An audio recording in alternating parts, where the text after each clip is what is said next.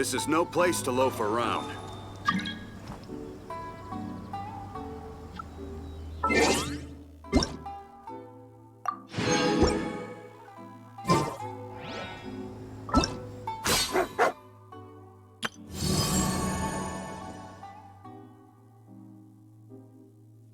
Wherever in this world I roam.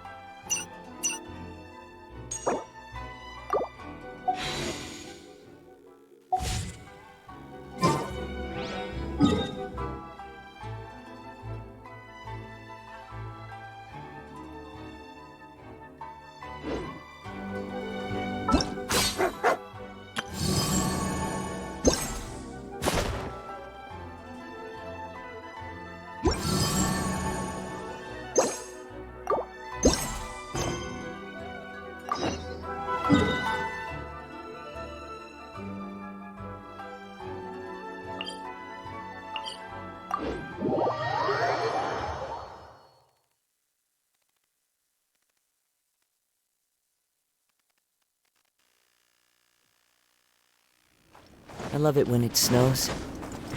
The world falls completely silent, and I can sleep undisturbed.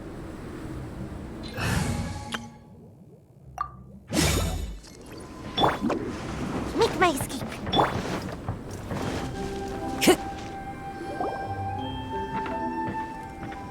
Albedo! We're here! Traveler, Paimon. Your faces say that perhaps you haven't turned up anything? We investigated all over the mountain, actually. But we didn't see anyone that looked like you or hear of anyone else meeting you. This is not unexpected. I haven't made much progress either. He appears to know that we are looking for him, and has opted to lie low for the time being.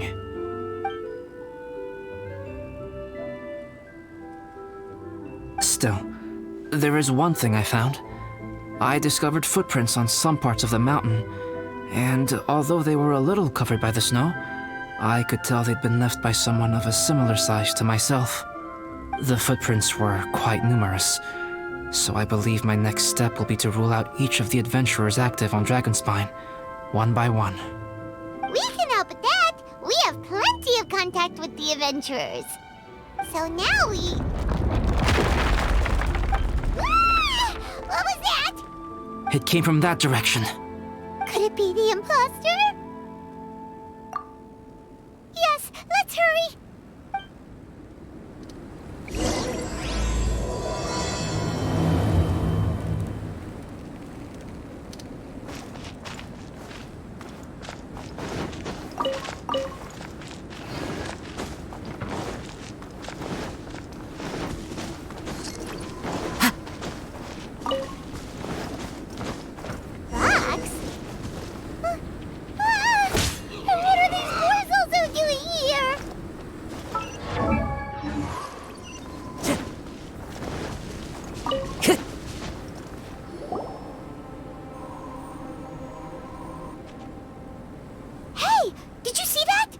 Those rocks shake just now?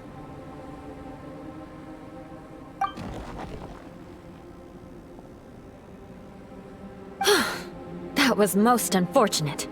What are you guys doing here?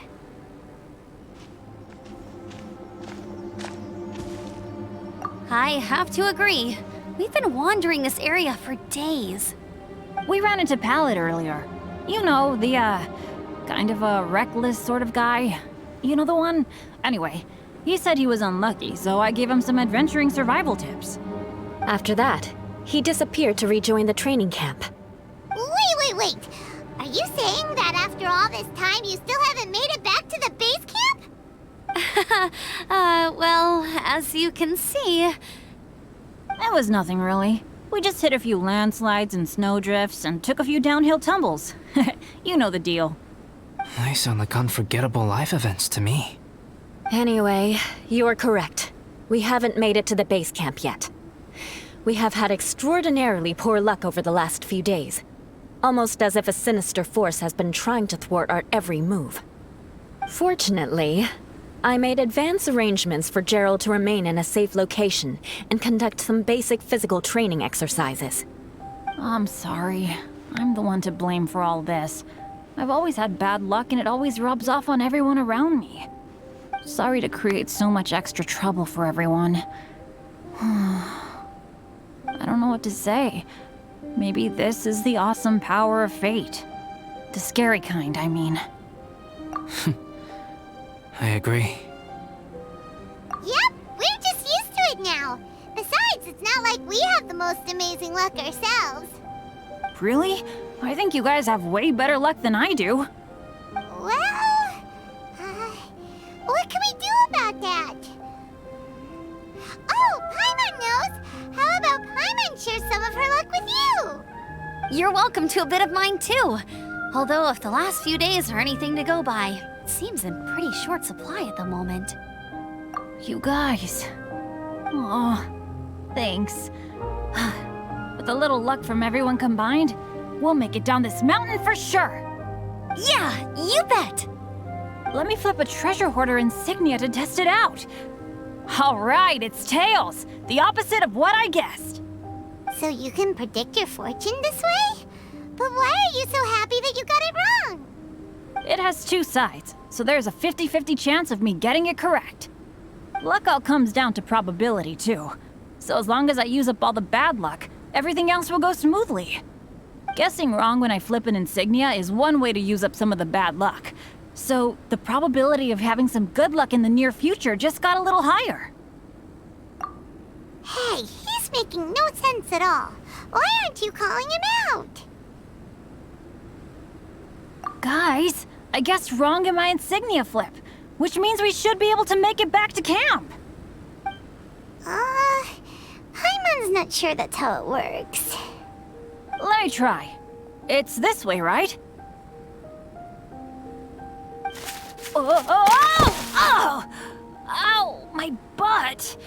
What is this shard of ice doing here? How truly miraculous. This is a miracle of misfortune. I don't usually believe in luck, but Bennett makes the best case for it I've ever seen. Amber, if you are ever required to partner with Bennett in your future work and you encounter anything like this again, do not take any rash action. Wait for me and I will come to support you. Huh? Yes, of course. Now that you mention it, I do feel a little tired. Trekking in the mountains has a way of wearing you out. Well, since everyone is tired, why not take a rest in my camp? Paimon's so sleepy. A nice bowl of hot soup and a good sleep would sure be welcome right now. Suddenly, I'm kind of sleepy too. Amber will fall asleep in the snow if we keep going much longer. Come on, let's move. We shall head to Albedo's camp and get some rest, take stock of our supplies, and decide how to get off this mountain.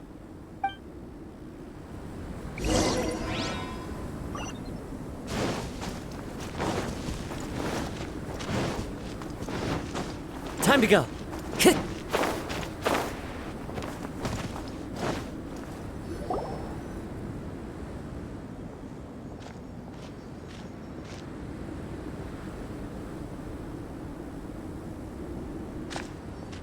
Here we are. Make yourselves comfortable. Oh, I forgot I don't have that many chairs. Please wait a moment. What's he doing? Painting? He is. He's painting a chair. Wait, alchemy can turn paintings into objects? How is this possible? My paintings are like blueprints. Alchemy simply enables me to omit the manufacturing part of the process. It's an elementary level technique. With enough research and experimentation, this same technique can even be used to create living beings. Whoa. Well, since you can magically produce chairs, can I have one with a backrest? No problem. How many of you want backrests? Me! Me! I'll also take one with a backrest, if you please. Can Paimon have a chair that comes with a juicer? Still beats squeezing onto a stool with you.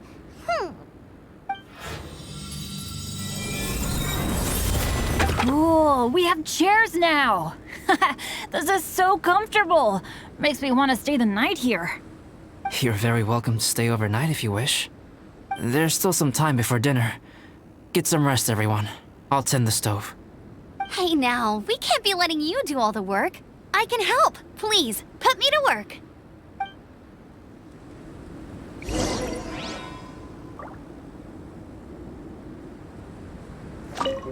Oh, pace yourself. Dinner could be a while. I still have a few things to prepare. I hadn't expected you to be so interested in paint. I once tried grinding mist flowers into powder and mixing it with white paint to replicate the sparkle of snowflakes. The end result was quite satisfactory, but works that use this kind of paint need to be stored carefully. If you want to try it for yourself, I can help you. Even now, I don't believe I have fully grasped the nature of the threat that Dragonspine poses. But I will endeavor to keep you safe. That much you can trust in. I wish I could simply respond with, I'm fine.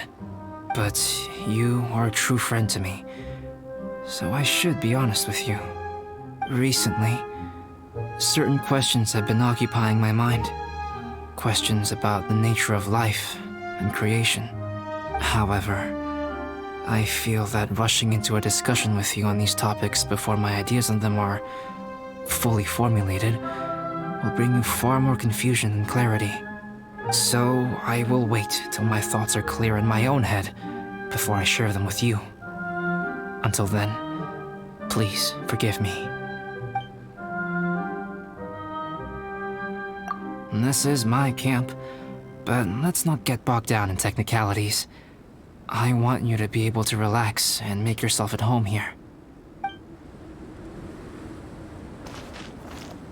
I wonder if there's anything I could do to help out. Oh, you mean Gerald? I heard that Eula developed a whole training program for him. He might be new, but I bet he'll improve pretty quickly with a mentor like that. I feel bad. It's hard knowing that I've been causing so much trouble for everyone. Being a little unlucky is usually no big deal for me. But in a place like this, it makes me worry that something really bad might come of it. No, wait, I shouldn't have said that. I might have actually jinxed it now. You know me. Same old Bennett. Unlucky as ever. But as long as bad luck doesn't break me, I'll always get back up again. Especially on a cool adventure like this one. I gotta make the most of it. Sorry for dragging you guys into another situation. I didn't used to know any of these knights very well, but after spending some time with them on this trip, it's really opened my eyes to my own shortcomings. They're all so talented and kind. I have a lot to learn from them. Oh yeah, you gotta tell me sometime how you managed to make friends with so many talented people. Okay, cool. Make sure you eat plenty when dinner's ready.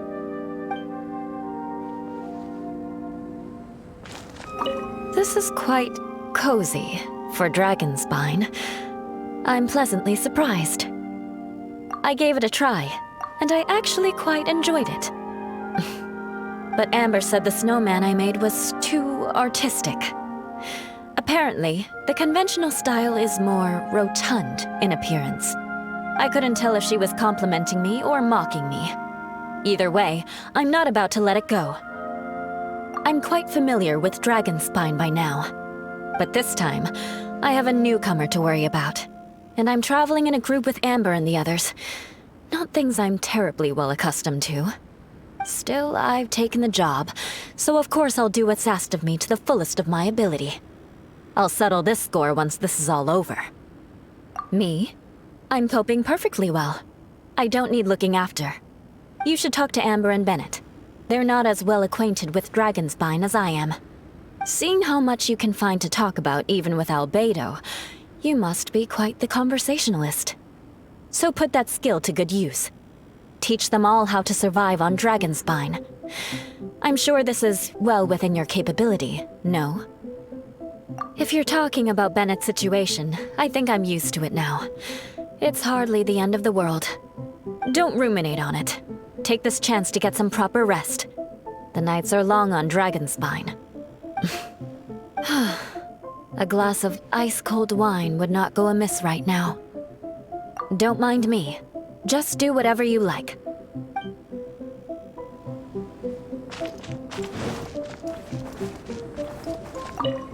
It's so nice and warm here. Joel's been doing pretty good. Having people to play with has put him in a good mood. I'll tell you what, though, he seems to have even more stamina than me. So long as they're playing, kids always seem to have endless amounts of energy. It's more dangerous up here than I thought. In a hostile environment like this, even a Knight of Favonius has to keep their eyes open and keep their wits about them at all times. Still, this has been a pretty unique adventure for me. It's definitely been worth it. You know, when I was keeping Joel company, I started missing my grandfather really bad. After he disappeared, I never saw him again. I have no idea how he's doing. But at least what I can do is focus on being a great outrider. If I can do that well, I know he'd be proud. Oh, all that? Don't worry about it. Eula is a good person. She might not show it, but she'd never let that kind of stuff get to her. As for Bennett, he seems like the kind of guy who can keep his spirits up when things aren't going well. I feel bad having to ask so much of Albedo, though. Still, it's kind of nice to have everyone together like this, so yay for silver linings! Sure thing. Bet you're tired as well. You should get some rest, too.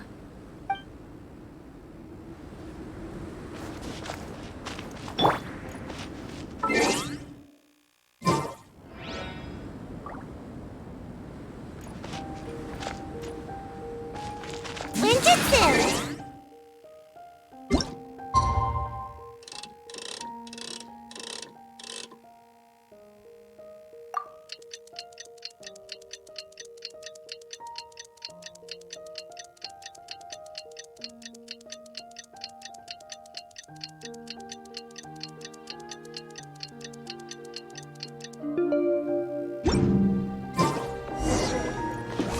Oh, pace yourself.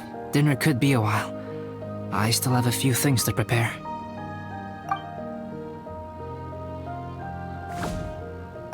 It's almost ready now. Traveler, please light the campfire and gather everyone for dinner.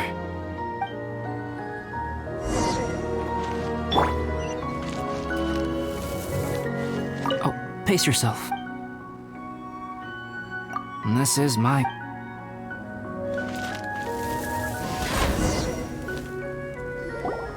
Yay! Dinner's ready! Food's ready, everyone! Come on, let's eat! I made a few dishes based on some popular Mondstadt recipes. This is no good hunter, but there should be enough to go around. Please, help yourselves. Wow, smells great. Don't mind if I do. Wait, don't steal all the fried vegetables. Leave some for me. Hey!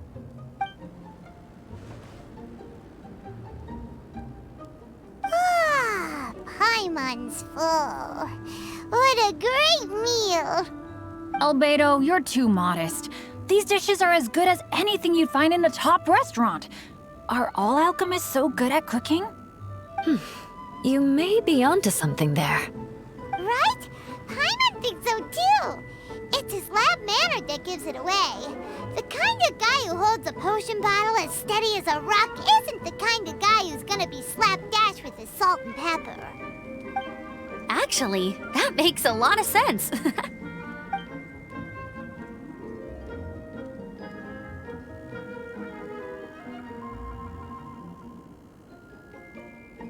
I'm so sleepy after all that food.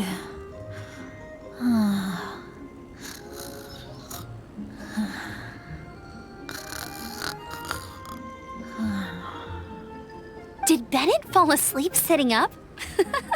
He must be totally wiped out. The way he's sleeping is so alert. I'm impressed.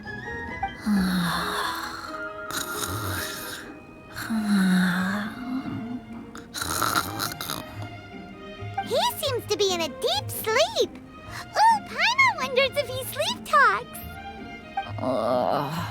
Oh, no, Dad, no apples for me. I want sticky honey roast and fisherman's toast. Sticky honey roast. That's your favorite, isn't it, Amber? Sure is. Give me a sticky honey roast from Good Hunter any day. I used to take Eula to Good Hunter a lot back when we first met. Before long, Sarah would start cooking our usual orders as soon as she saw us coming. She said we ordered the same thing so often that it was practically muscle memory by that point. She also said that if everyone in Mondstadt ordered like we do, her job would be so much easier. All she'd have to do is memorize everyone's favorites.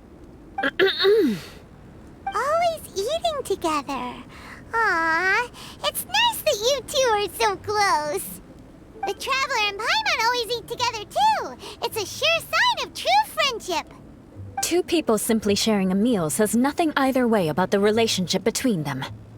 That depends if it's a one-off meal or a regular occurrence. Aha! Paimon just noticed something. Whenever Eula doesn't want to admit to something, she raises her chin or puts her hands on her hips. Ah, you've all picked up on that. Didn't know Eula's tells were so easy to spot. We are done here, yes? I am free to go, am I not? Then please excuse me. I have a frozen lake I need to be at. You're going for an ice bath at this time of night? Wait up! Don't go without me! I thought you wanted to get some sleep. So maybe you should stay here and rest. No, I should come with you. It's late, and it's dark, and you're not good with directions like I am. Come on, let's go together.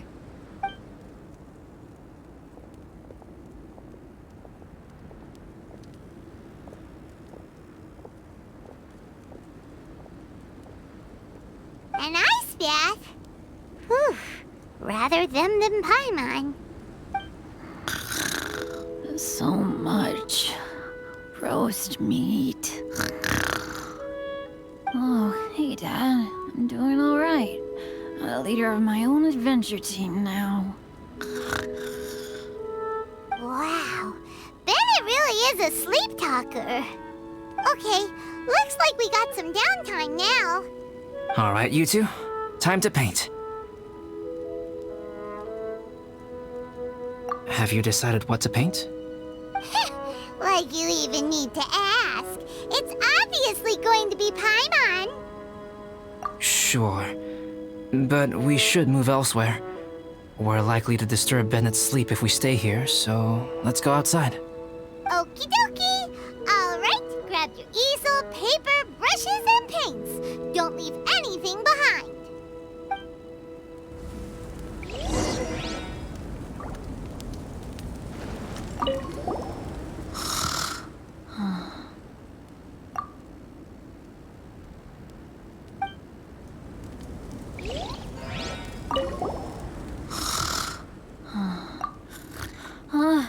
Hey, Paimon, no, don't touch that. What the heck? Don't touch that mechanism or you'll fall down. Oh, well, never mind. What the heck is this guy dreaming about?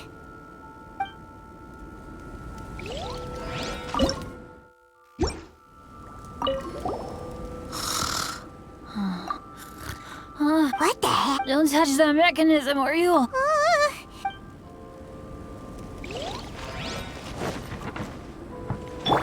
Time to go.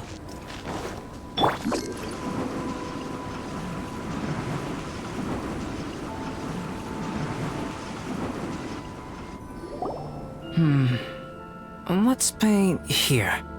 Allow Paimon to adopt an elegant pose for your artistic reference.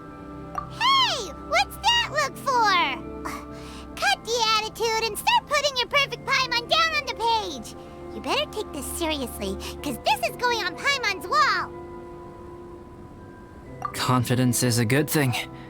Those to whom it is endowed do well to flaunt it. I'm looking forward to the finished piece.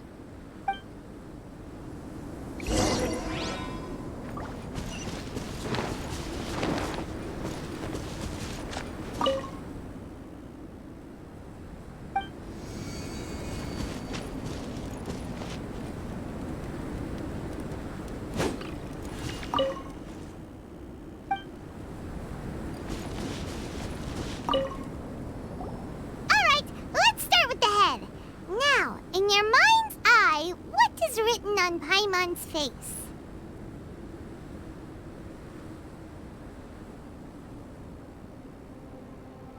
Huh? Is that how Paimon really looks to you? Okay, forget it. We can come back to that. Let's move on to the body. Come on, paint what you see when you look at Paimon.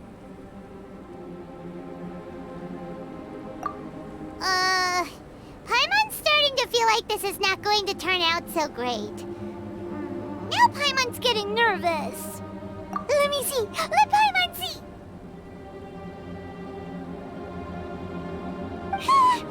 What is that? Why you... How could... Paimon is lost for words. The brushwork is smooth and the composition seems professional quality. You had no problems there. So what the heck happened with the face, huh? Explain that stupid expression! Explain it! Smooth, professional quality. And those eyes! Those boring, lifeless eyes! Where's the soul? Traveler? Have you previously received any education in the fine arts? What? You pour your heart on the page and this is what comes out? Special, huh? You seriously think special is supposed to look this ugly? Paimon's not convinced. But Paimon is struggling to come up with a comeback. Fascinating. Paimon, if this is not to your liking, I can make a few amendments. Traveler, what do you think?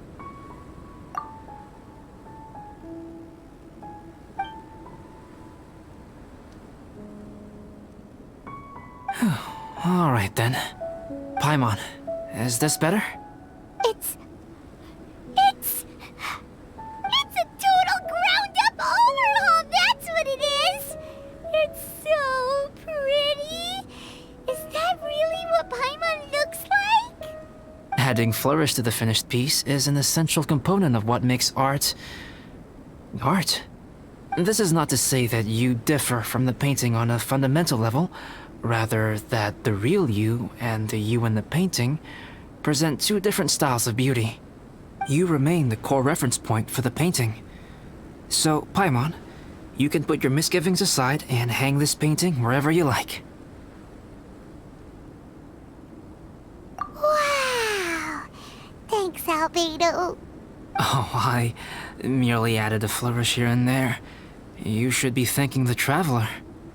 In truth, ground-up overhaul is more or less an accurate description. The more Paimon looks at it, the more she likes it.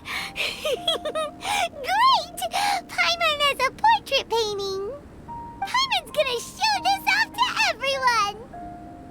It's nothing. I can paint you next time, if you'd like. You can hang it in your home as a souvenir. I rarely entertain so many guests at my camp. It's lively. A little noisy, even.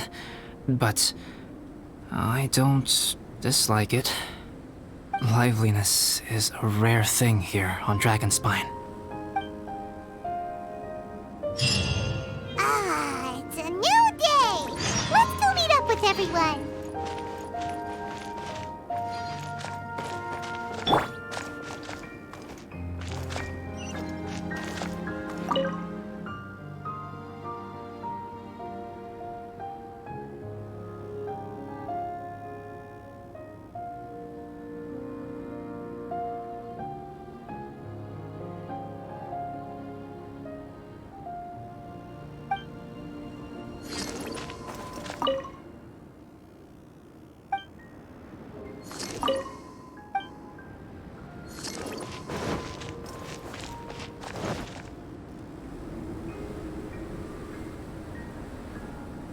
Hey, good morning! I slept great last night. How about you guys? All rested up? I'm fine, as usual. The path down the mountain is easier to follow in the daylight. Let's take this chance to head down to the base camp. Let's go! If we make good time, maybe we can all get lunch together.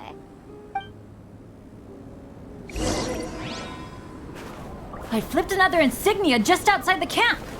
Wrong again! So your bad luck is all used up. We'll be down the mountain in no time. Yeah, my thoughts exactly. Today's the day.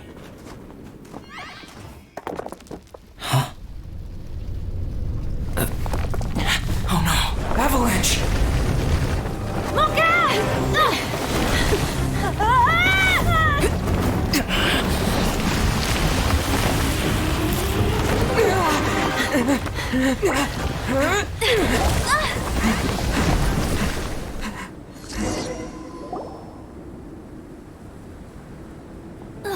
Traveler, Paimon, are you all right? Are you hurt? Paimon's fine. That's good. My arm got a little scratched up, but it's nothing serious. I'm okay, but I don't see the other two. I'm afraid the avalanche may have pushed them off the cliff. They fell down? They'll be okay though, right? I think they're both robust enough to survive the fall. But if the falling debris knocked them unconscious, and they're lying there in the freezing cold, we have to get down there and rescue them, immediately. Okay, let's move. Hang in there, guys.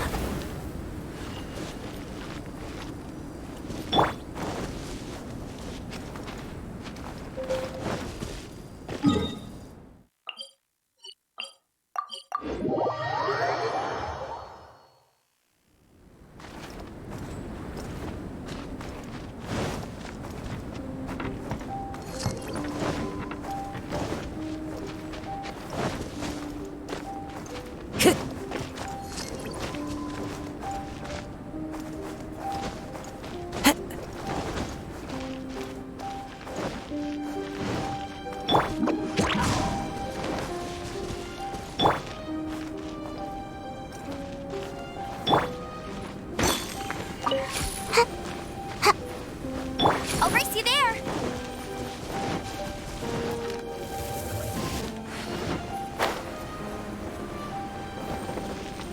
Fetch.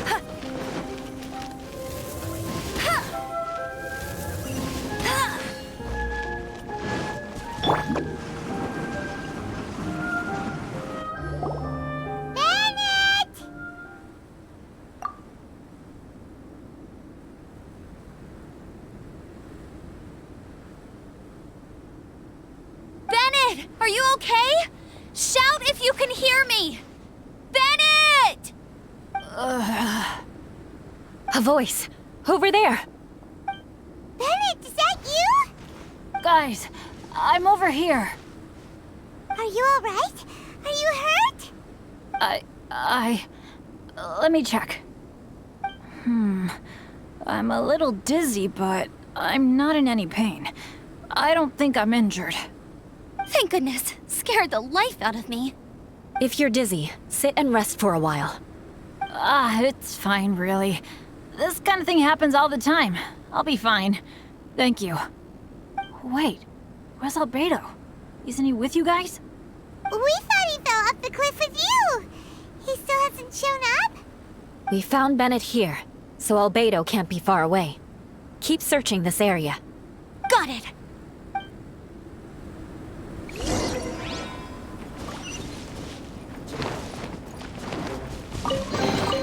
Looks kind of cozy in here. Time to go.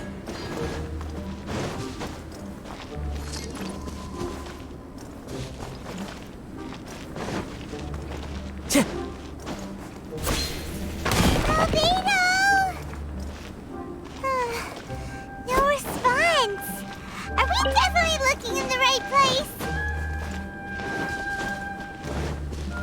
Time to go. He's not here either. Let's check with the others.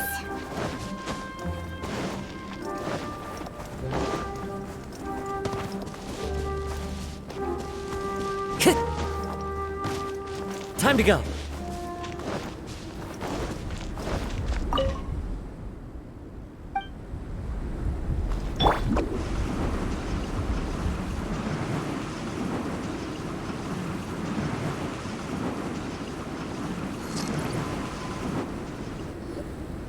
Well, any sign of him? Not a trace. Nothing from me either. Strange. We didn't have any luck either. Where could he have gone? Everyone! Ah! Albedo! Are you okay? Nothing serious. Okay, everyone accounted for. Guys, I think it's gotta be because of me. The avalanche only happened because I'm here. I guess flipping a treasure hoarder insignia isn't gonna change my luck after all. No wonder no one wants to go adventuring with me. I'm so sorry. Don't say that. I'm hardly the lucky type myself, so I'm not about to go blaming every little thing that goes wrong on you. Exactly. Besides, Dragonspine is a dangerous place. Avalanches literally come with the territory. Bad luck has nothing to do with it, okay? Traveler, what's wrong? Your face looks... Oh no, did you get hit on the head? Phew. Everyone, the incident is behind us now. We should keep moving. Why do I feel that Dragonspine has become more dangerous than it used to be? I hope it's just my imagination. Our top priority now is to get off the mountain and regroup with the adventurers. Whatever further dangers this mountain has to throw at us, we must face them together. Agreed. Guys, keep your eyes peeled and watch your step. Careful does it.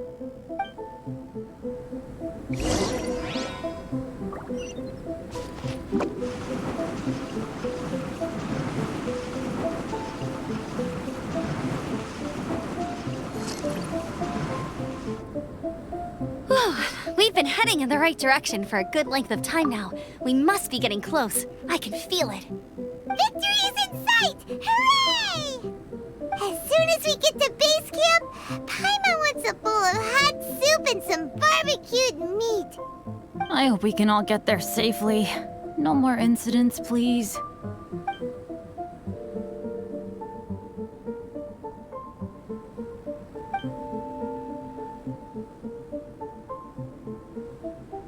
Hey, what's on your mind?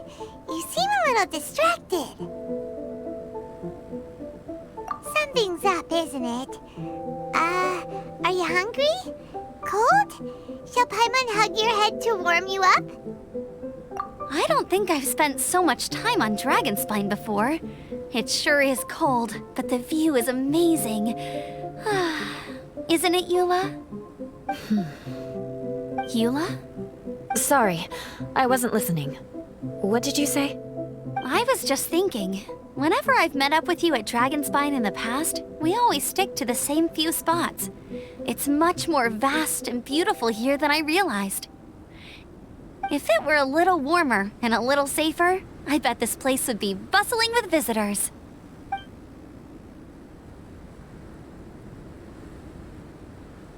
I agree. People are put off by the cold and have an aversion to danger. They don't realize that there's much to explore beneath the icy exterior, if you were willing to spend the time and energy. Albedo, is this the way down? Yes. I think there are several routes in this area. Does the path fork off here? It looks like it does. But maybe it doesn't. My head's still a little fuzzy from the impact. I'm kinda dizzy too. I keep thinking things are swaying a little. Maybe I'm just hungry. Either path will work for us. The smaller trail is less worn and harder to see, but it's also shorter. Since everyone is weary, I suggest we take the shortcut. Follow me.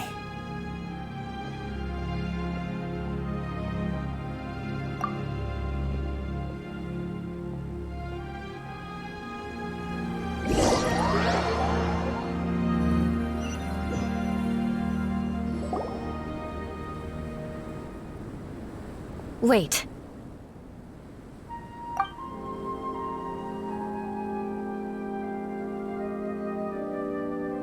Bennett and Amber don't look well. Can we take a break? We can continue once their conditions have improved. Ugh. Now that you mention it. Huh? You hit your head earlier, didn't you? Oh, you noticed. Are you sure it's worth holding everyone up over a little thing like this? No problem at all. Health and safety always come first. Okay.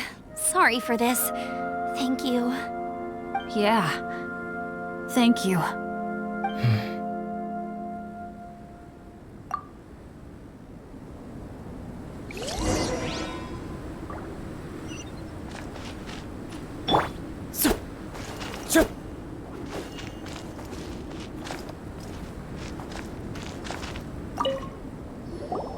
Drinking some water can help with the dizziness.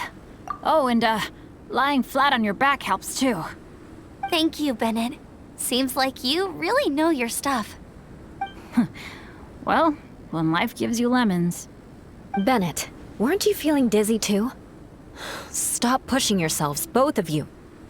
Get some rest. We'll continue when you've gathered your energy. Yula might come off as a little frosty, but she takes caring for her friends super seriously, more than anyone else I know. Every time I see that look on her face, I'm just like, ah, stop staring at me.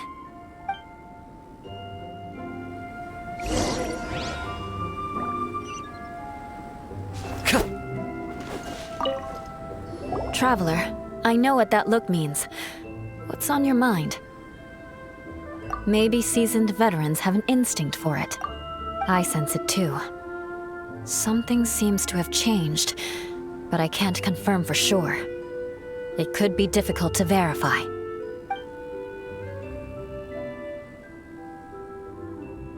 It might be imprudent to speculate out loud, but I believe you know what I am referring to.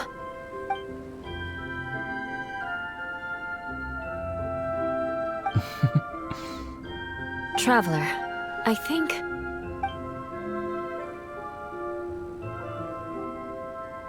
you...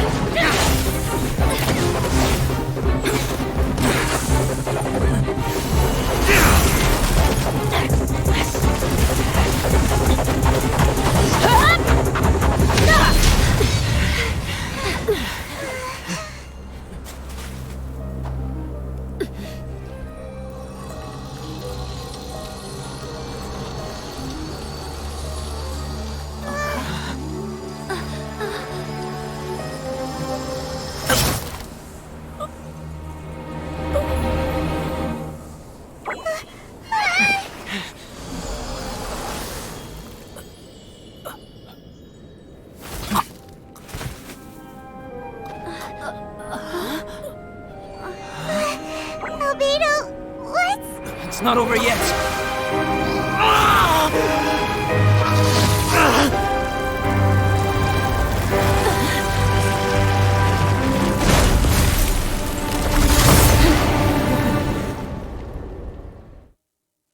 Brace yourselves. This'll be a challenge. Stay back! I'm going to cut this weed down to size!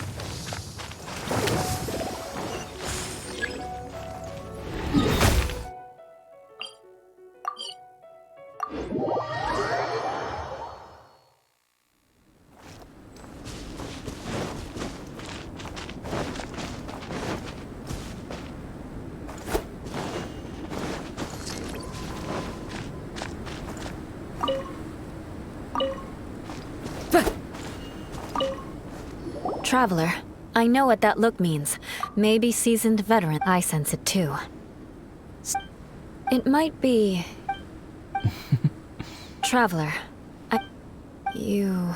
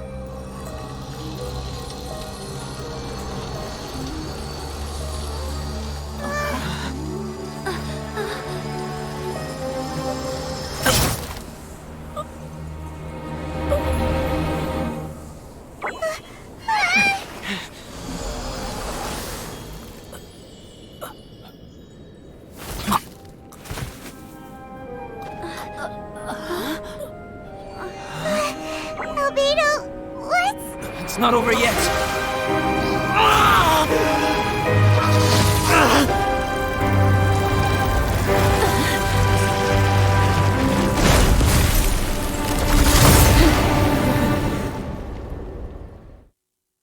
Brace yourselves. This'll be a challenge. Stay back! I'm going to cut this weed down to size!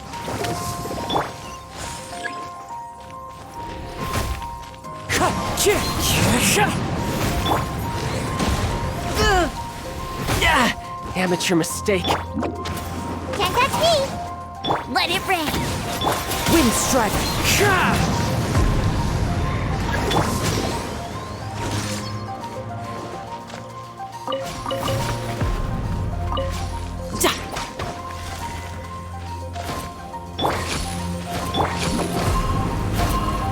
I'm out of here!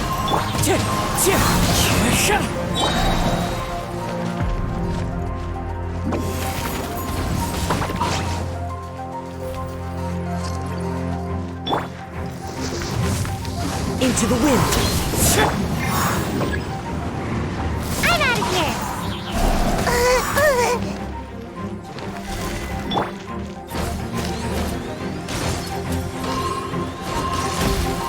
No time to lose.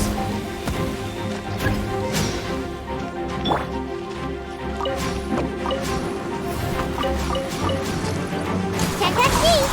Wind strike. Fallen leaves, adorn my night!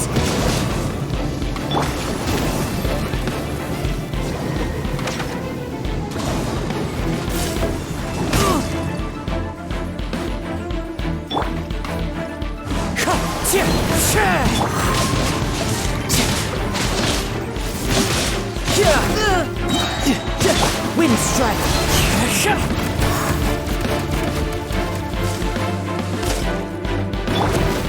Go, Fairy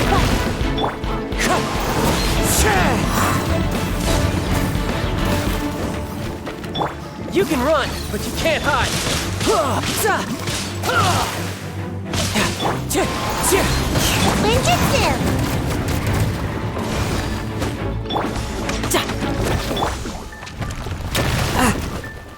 Wind strike. One with wind and cloud.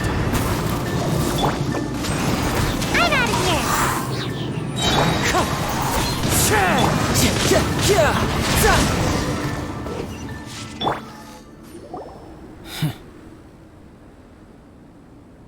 What in the world was that thing? One moment it was human, the next it was a plant! Is everyone all right? We're fine. But can you please tell us what's going on? I don't understand. I take it this monster is whom I had the pleasure of meeting last time. Correct. As you might have guessed, this is a mutated whopper flower. An extremely rare kind. But can whopper flowers turn into humans? Not typically, but conditions on Dragonspine are far from typical. Perhaps the dragon's blood seeped into the land, then was passed to the monsters via the ley lines, accelerating their rate of mutation. How could that happen? This mountain is home to the remains of Durin, the venomous dragon. If there is anywhere in the world one might expect life to do unfathomable things, it would most likely be here. Durin was an artificially created life form. Its existence is nothing short of a miracle, and proof of countless possibilities. In other words, this mountain we stand on is a cradle of life's profoundest mysteries. A vast and terrifying hotbed of possibilities. The avalanche. It must have been the work of this imposter. Agreed. All the other troubles you faced on the way down could also have been its handiwork. My guess is that it was targeting everyone that I've had contact with. Right, I forgot all about that. It's not inconceivable. But what was its purpose? Was it just trying to get rid of us? I have a preliminary hypothesis on this. Whopper flowers are masters of mimicry, and those we encounter in the wild often appear in the vicinity of the plants they impersonate. In other words, the whopper flower likely has an instinct to replicate and replace. As a plant, it will disguise itself as another plant and infiltrate the group, hiding among them for cover. The plant being imitated has no way to detect or fight back against this behavior. But when it disguises itself as a human... It wanted to replace you and infiltrate our group? Yes. Maybe it created the avalanche to get rid of us. I predicted this eventuality, so I availed myself of the avalanche to hide and lure it out. It was watching us the whole time, and when it saw that I had disappeared, its instinct was to take my place. At that point, its disguise was complete, and its next move was to hunt its prey. Yes, that's exactly how whopper flowers operate. So when it approached and attacked Joel, what was that? A trial run? Perhaps. Or maybe it enjoyed posing as a human, and wanted to experience what it felt like to be human. We're fortunate to have discovered it in time. I think the Traveler was the first person other than Albedo to notice something was wrong. Traveler, how could you tell the real me and my imposter apart? I want to know too. I had no idea the other guy was an imposter. They looked exactly the same to me. I see. It goes to show how difficult it is to impersonate a human. This mutant whopper flower tried its best to replicate the original exactly, but still managed to miss some details. Unbelievable. To think that Dragonspine creates such terrifying possibilities.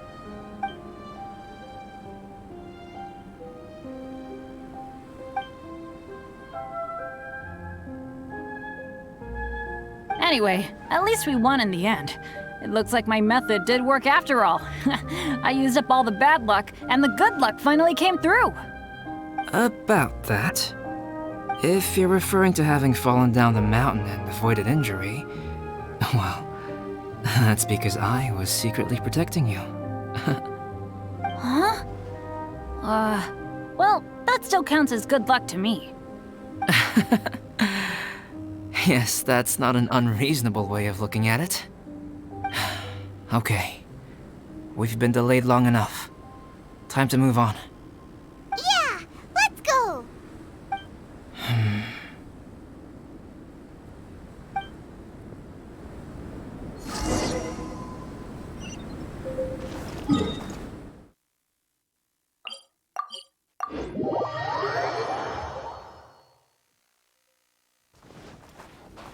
Come on out!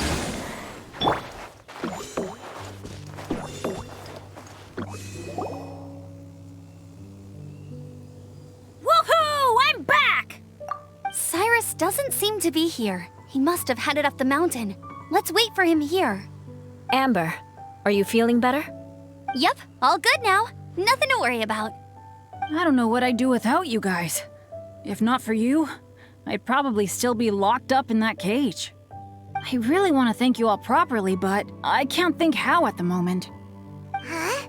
You must be pretty used to being on the receiving end of people's kindness by now, though, surely. You probably need it often enough, given your situation. Come on, don't put it like that. Sure, plenty of people have shown me kindness before, but that doesn't mean I will ever take it for granted. No matter how many times people help me out in life, I will never forget any of them. Well, instead of repaying those who helped you, perhaps you could help others yourself. Everyone meets others in need from time to time. By choosing to be there for them, you're passing the kindness you received onto others. Yep, you're right. That's what I've always tried to do, and will always continue to do. Right. And when Cyrus gets back, I'll find some way to help him out too. This has been quite an eventful day. Yeah, it has. It's really hit me how tired I am now that I've started to relax. I need to rest. Everyone, please excuse me for a while. Yeah, I need to get some water and maybe a piece of fruit. Once I'm rested up, I need to get back to being an instructor again. Well, it looks like the curse of the mountaineers who couldn't get off the mountain is finally broken. Feels like an action-packed chapter has come to a close. Shall we find somewhere to rest and chat too? Why not? Then please, come with me. You sensed something too, didn't you? Then let's go. Huh? Are you going back to your camp again? Paimon thought maybe we could talk here. Okay. Might as well come with you. Good. Shall we set off right away?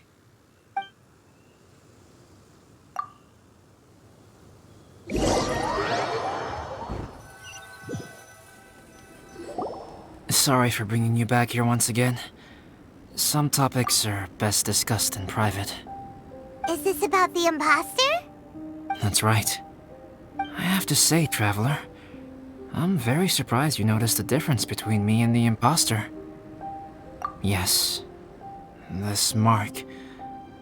Perhaps it's where it all began. Ooh, sounds like the beginning of a big story. Keep going. Well, I can't deny that what I'm about to say does sound like something from a children's storybook. So, what do you think this diamond-shaped mark means? A tattoo? A crest? Something else? No. Consider it a birthmark. Have you ever seen an intricate glass ornament and wondered how it was made? Well, one method for crafting with glass is a technique known as glass blowing. Glass blowing is not a widely known art in Teyvat. For this reason, glassware made in this way is usually very expensive. As the name implies, glass blowing involves blowing air into a hole, much like blowing up a balloon.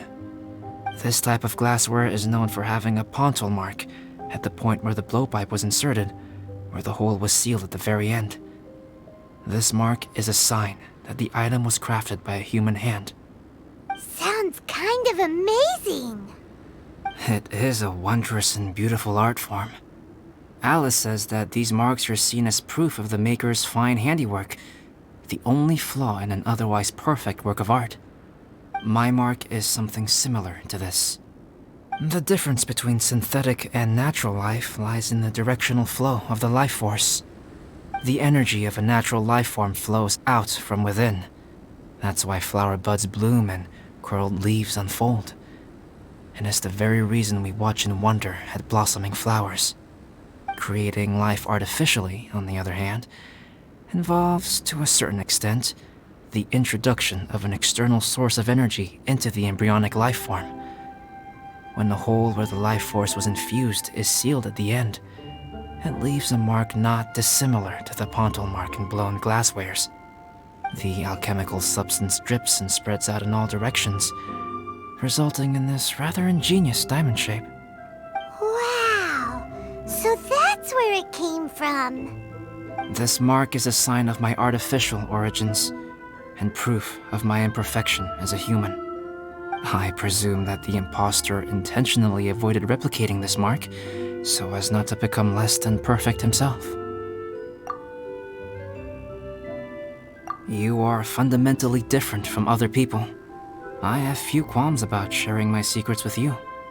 Just as Paimon said, it all sounds like a story. Even if you were to tell anyone else, they would regard it as nothing more than a tall tale. The transcendent and miraculous are not the only things to which human beings aspire. They pursue the everyday, the ordinary, to a far greater extent than I would have ever imagined. People like to believe that those who are thoroughly different from themselves could only ever exist in stories. It makes things much easier. Or, in other words, all of the unfathomable things we've seen recently would make good material for a novel. I have friends who write novels. If they wrote this story, it'd probably be even more complex. Making up stories is easy. Even Paimon can do that. Oh. I didn't know you had that kind of talent. Paimon's the best guide into that. Making up stories is a piece of cake. In that case, how about we have a storytelling contest? We can base our stories on the events of the last few days. Sounds great. But we still have to help out the Adventurers Guild. I understand. Creativity is something that cannot be rushed. Take your time, and come back when you have found some inspiration. We'll see whose story is more compelling. Deal! Okay, we'll regroup with the Adventurers Guild for now. Sure.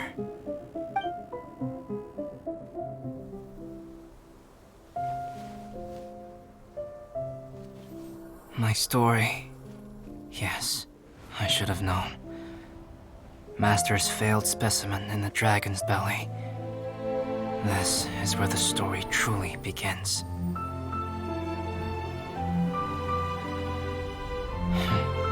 If we switched places, if you were the survivor, then as the abandoned experiment, the failure of the primordial human project, I'd want to replace you too. I would replicate your appearance, study your alchemy, and create miraculous life forms to divert your attention. I would wait for the right moment, then dispose of you and the Traveler, the sole person to have known your secret. And then, I could finally experience the joy of being brought into the world.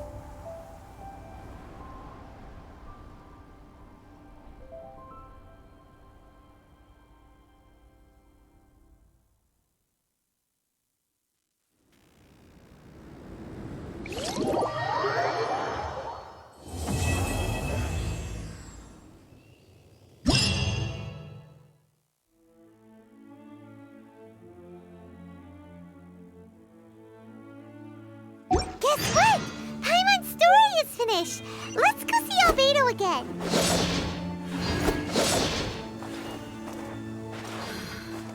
Situation here.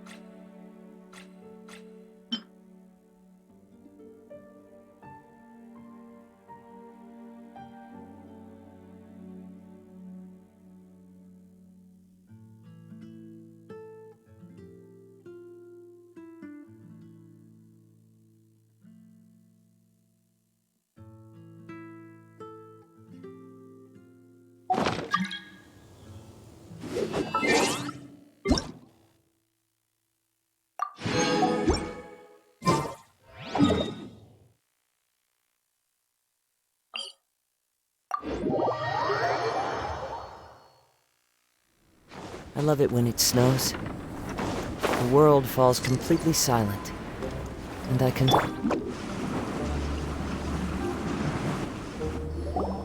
Albedo! Traveler, Paimon, I suppose your story is ready. Yep. How about you? Do you need some more time? No need. I am also ready to tell my story. Please, go ahead. Okay, here goes.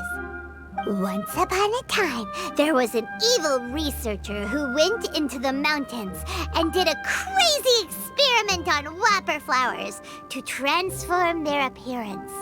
After a lot of pain and suffering, the whopper flowers finally took on a human form.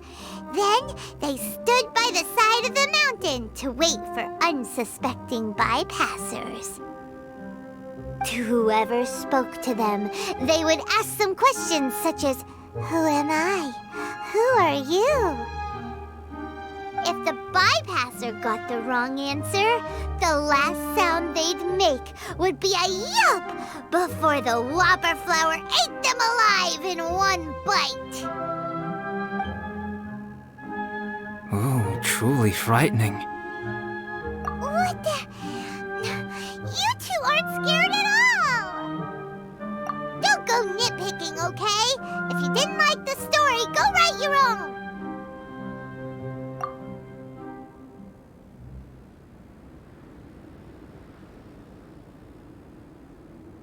In other words, the whopper flowers would ambush and then completely replace their victims.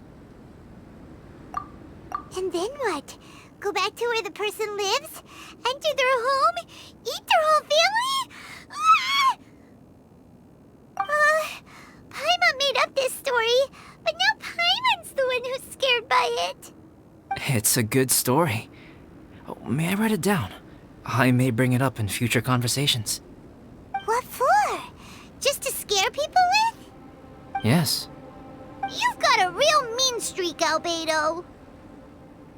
Mine is a little longer than yours. It starts with an alchemist. A great alchemist once created Subject 1. Subject 1 was her proudest achievement, and successfully blended into human society. No one ever would have thought that this friend of theirs was in fact a synthetic human. However, unbeknownst to Subject 1, the alchemist had tried the same experiment many times before he had come into being. Some of the rejects from failed experiments had been discarded, but had not died. Subject 2 was one such failed experiment.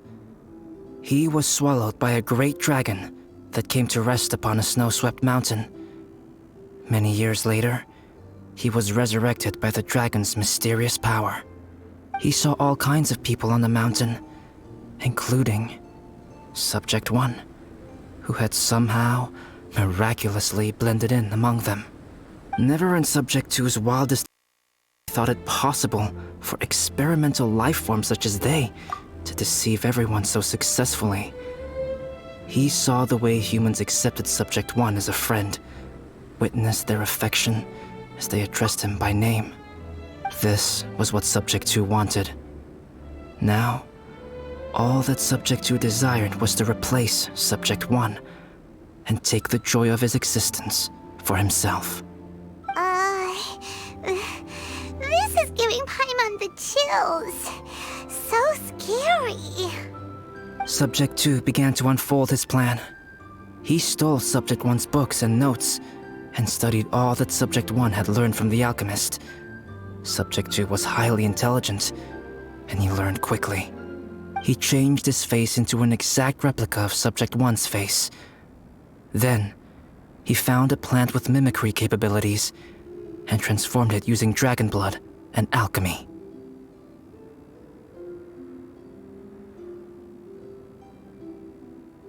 And so, not only did Subject 2 transform his own appearance to perfectly match that of Subject 1, he also created a third entity, Subject 3. What? There's 3 of them now? But Subject 2 wanted to become a perfected human. So, he erased a mark on both his and Subject 3's necks, for these marks were symbols of imperfection.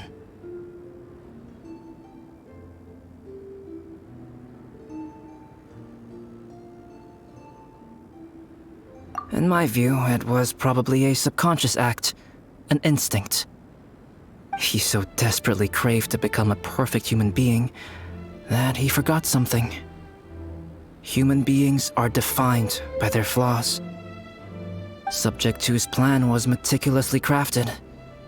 Subject 3 would draw Subject 1's attention. After Subject 1 disposed of Subject 3, he would assume the threat had now disappeared and would let his guard down. The next moment that Subject 1 was alone, Subject 2 would make his move. He would eliminate Subject 1 and become the only one remaining. He would secretly replace the Subject 1 of everyone's memories and inherit his identity, residence, clothing, sword, name, and friends. People would have no idea that the individual they knew had become somebody else from one day to the next. This is way too scary. Paimon's never gonna be able to trust anyone again. But just before Subject 2 could carry out his plan, a unique stranger entered the mix. Subject 2 tried to make contact with this person, but found that they could somehow sense he was different from Subject 1.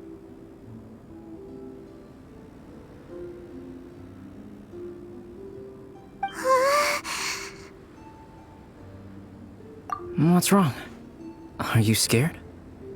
What happened then? What happened to the stranger? He became a new stage in Subject 2's plan. One more person that Subject 2 had to dispose of. It's as if there were 3 identical roses in a garden. Only one of the 3 was a fine specimen, while the other 2 were defective specimens that bore poisonous thorns.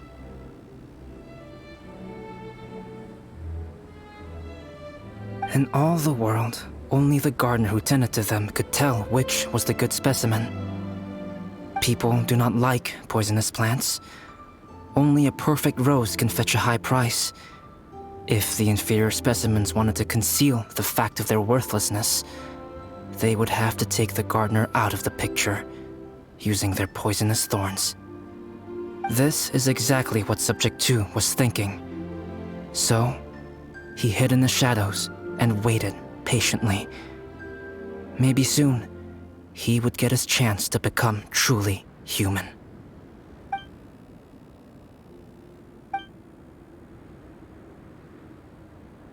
That was intense! So what happened after that? Did Subject 2's plan succeed? Paimon can't bear thinking about it. Fortunately, it is just a story. And even in this story, Subject 2 did not succeed. But you can never let your guard down on Dragonspine. Monsters mutated with Durin's power and blood are also creatures of Rhine-Daughter, just like me. You must beware of all such creatures. I'm glad to hear that. It's okay. I know what I am. You and I are both different, so there is no need for me to hide the truth from you. The only thing is that sometimes, when I think about how mighty the power of alchemy is, I feel so small. As beings who set foot in this world, how arrogant are we in desiring to control our destiny and in desiring to create? Is creation an arrogant act, traveler? If not, why do we call the ones that created us and control us gods? If it is, then what qualifies us to call ourselves creators? How far must we take our reverence and respect, and what purpose does it serve?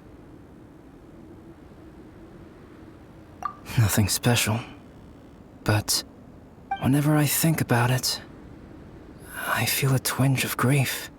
Poor Albedo. Hello? Traveler, are you here? Hey, is that Amber? Thought we might find you here. We're here to deliver a message from Cyrus. There's gonna be a big event down at the base camp, and they want you there too, Traveler. Winter camp is nearing its end. Apparently, even provisional instructors are required to attend. Looks like we need to go, Albedo. Bye for now. Then I won't keep you. I have some things to attend to here, so forgive me for not seeing you down. Don't worry about it. There have been no issues getting up and down the mountain recently. Is everyone ready? Let's not keep them waiting.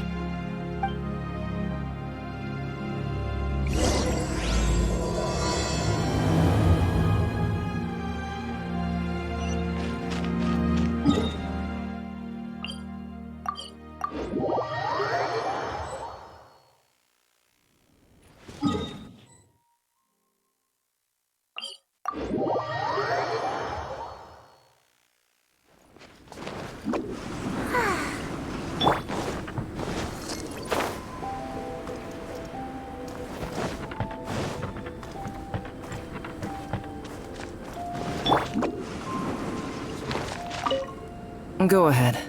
You're one of their instructors, no? Go ahead. You're one of their instructors.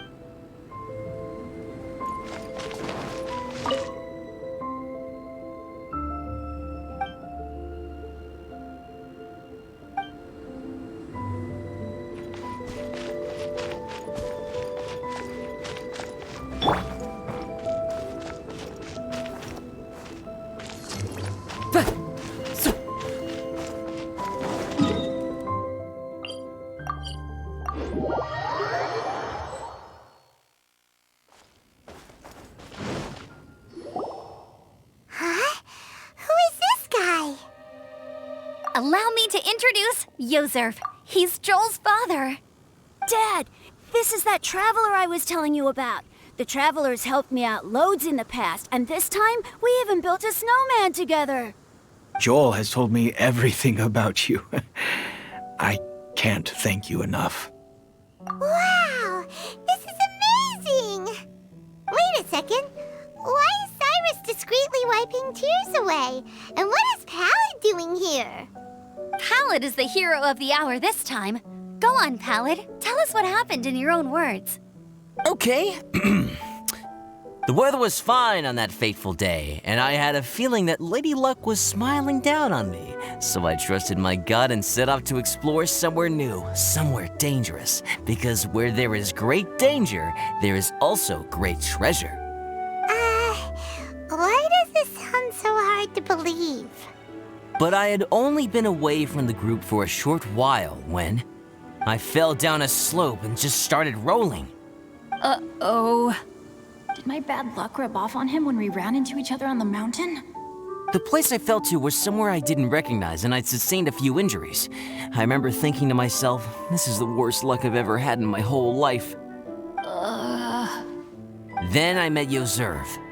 He'd heard the sound of me falling and came out to see what was going on. Huh? Wow, so it was completely by chance then. I thought he must have been someone from the Adventurers Guild here for the event, but after a few words of conversation, it was clear that he was having memory problems. He didn't even know his own name. The temperature was freezing, and there was no time to deal with all that there and then, so I convinced him to come back to the camp with me and figure everything else out after we got there. We got back to the camp, ran into Joel, and the moment he saw him, he froze for a second with this completely stunned expression on his face, and then he started crying out, "Dad! Dad!" That's when Yozerf suddenly started to remember. My memory has still not fully recovered, but Joel and his mother, they are the only ones that I will not, no, that I cannot forget. Daddy. Daddy's right here, Joel. Daddy's right here. Yozerf, don't you remember anything else at all? The poor princess, feeding the foxes? I'm sorry. I have no recollection. Maybe it's because of the head trauma. I'm not sure. I woke up and found myself covered in blood. My things were gone, and there was nothing to indicate who I was or how I got there. I crawled into a cave and settled in for a slow recovery. After my legs and feet were a little better, my hunting skills were what kept me alive. Dad, I was so worried about you. I'm all right now, Joel. Oh, don't the Daddy's not going anywhere. I'm here to stay. The This is good. This is good. You know what, though? I definitely think my luck got worse after running into Benin on that mountain. I knew it. I just... No. I just meant if it weren't for you, there's no way I ever would have run into Yozerv on a mountain this huge. Besides, we got back safely, didn't we? So don't blame yourself. Maybe sometimes miracles can only happen when you get just unlucky enough. Ballad. When did you become such a smooth talker, huh? Huh? Am I? I was just telling the truth. Oh, yeah. I want to say thank you to the Traveler, Uncle Cyrus, Auntie Eula, and Auntie Amber. Thanks, everyone. You all helped look after me, and I will always remember it. But I guess I can't take the snowman with me, or it'll melt once it leaves Dragonspine. It's such a shame. Oh, I can help with that. One moment. Huh? Eula? Here, take this. It's powdered rime. Just add it to your snowman, and it will never melt. Wow! Really? Oh, this is awesome! You're the best, Auntie Eula! Dad, I have an unmeltable snowman now! How cool is that? How can I ever repay you all? Thank you all. Thank you from the bottom of my heart. Dad, I want to go move the snowman. Can we do it now, please? Okay.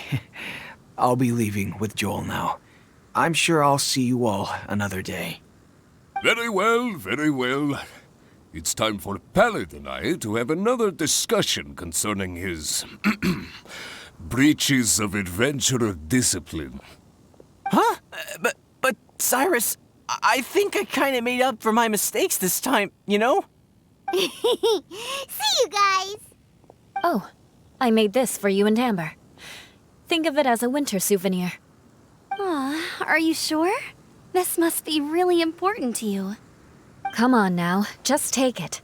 No need to make such a fuss. Wow! Now our snowman won't melt either! Great! You're welcome. Just keep it, that's all I ask. Amber and I have some business to attend to now. See you later. See you! Everyone's gone. Seems like they've all got their own stuff to do now. Oh! You know what? We've been on Dragonspine all this time, and somehow Paimon still forgot to ask Albedo about how to make a fruit juicifier machine that could keep the juice fresh. Maybe we should try Timaeus again. He does seem pretty eager to please after all.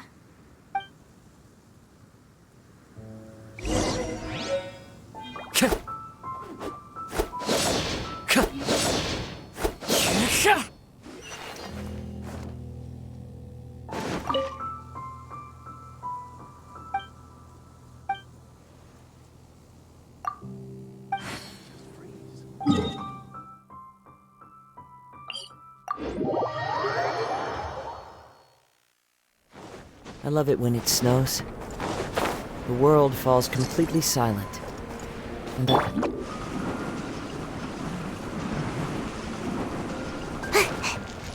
Time to go.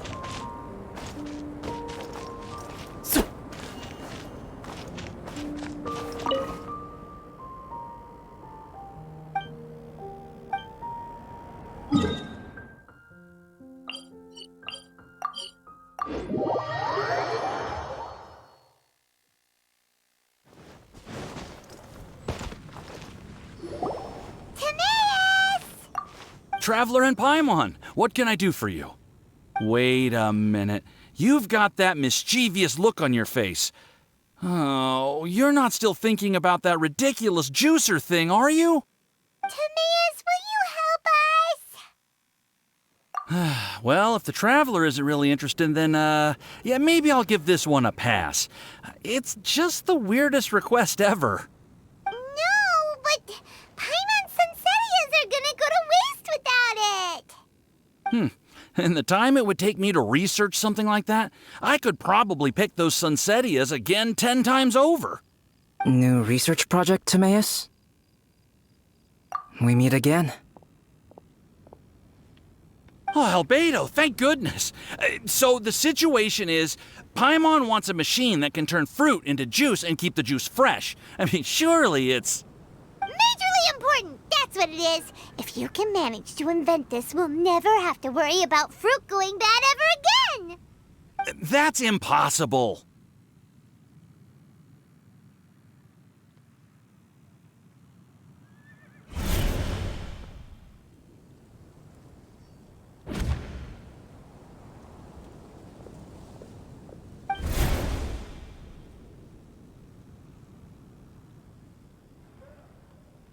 Turning fruit into juice is not hard, but keeping it fresh is more difficult.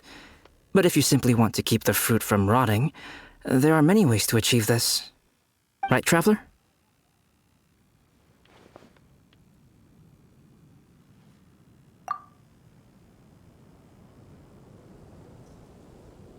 What about his neck? What's wrong? Is there something on my neck?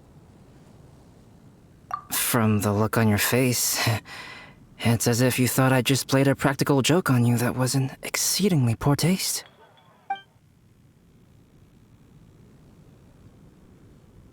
Albedo, you were saying, how do you stop fruit from going bad?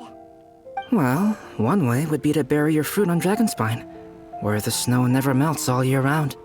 But then Paimon won't be able to eat them!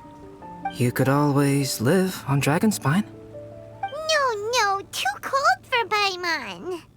Or you can give the fruit to me, and I would take it to Dragonspine for you. But since you don't like the cold, you'd have to send someone else to pick them up when you want them. This is where you come in, Traveler. Suddenly sounds a lot more feasible with other people doing all the work. Okay then, shall we go with that idea? Fruit buried on Dragonspine will stay fresh for much longer. However, it is also possible that the fruit will sprout and grow into fruit trees. Who knows? Maybe the next time you visit, it will have grown into an orchard. You can water the trees, add fertilizer, and when they finally bear fruit, you will have some fresh Sunsettias. No way! Then Paimon will have to be a gardener. That's not the goal here. Oh? Well, I don't think being a gardener is so bad.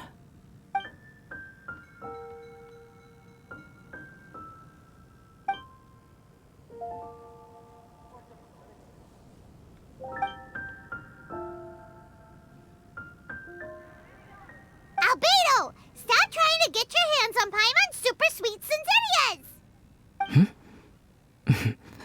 It bothers you, does it? Of course it bothers Paimon! They are the rarest, super-duper sweetest Sunsettias ever! And they're not for you! Okay, but they're just Sunsettias. I think you're only so attached to them because you don't have much fruit of this quality in your possession. When someone's pockets are full and their spirit is fulfilled, they don't easily fall prey to this kind of yearning. Really?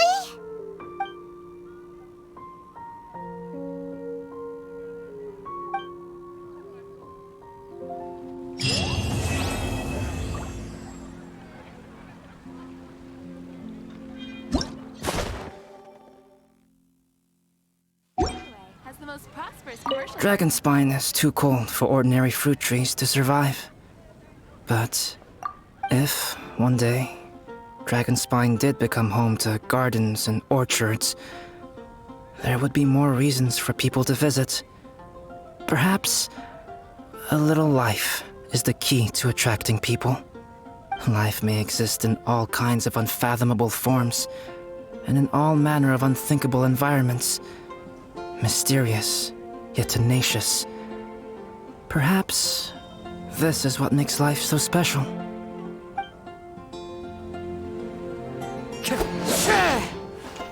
Dragonspine is if one life may exist. Ancient is fascinating.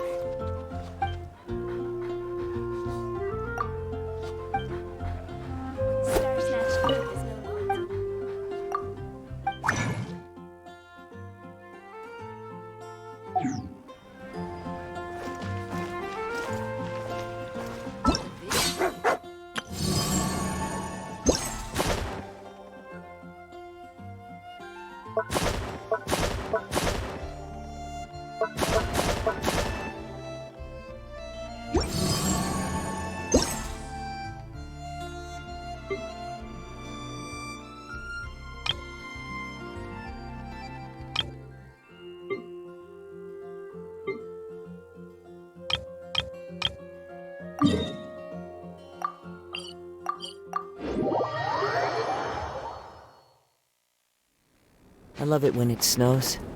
The world falls completely silent, and I can sleep undisturbed.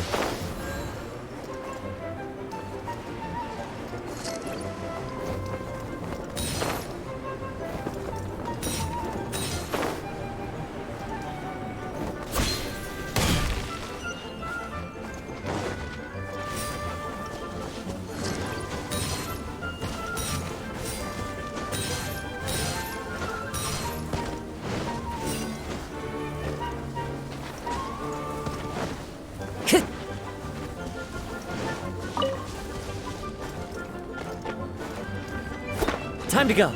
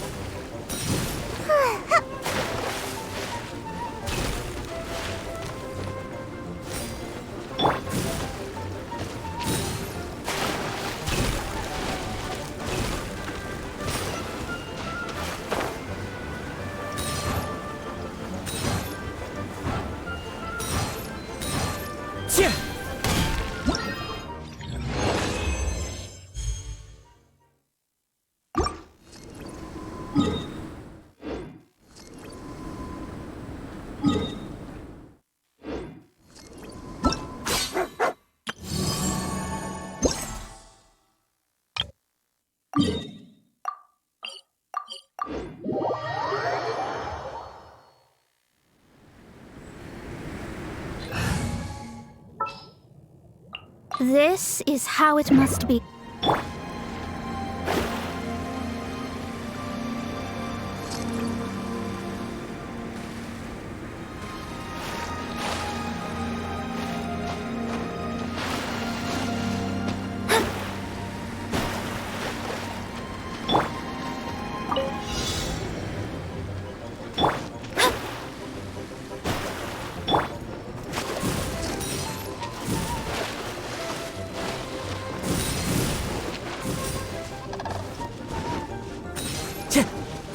Time to go.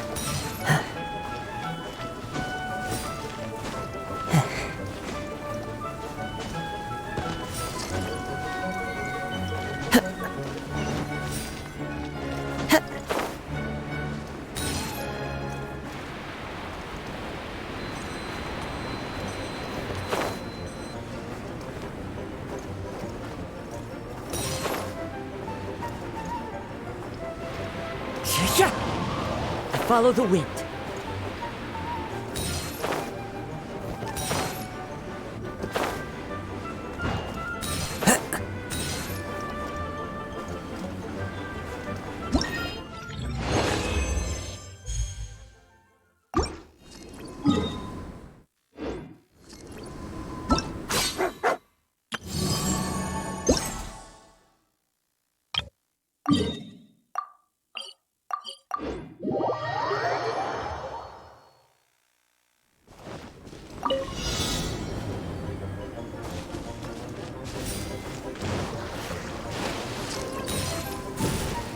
Follow the wind.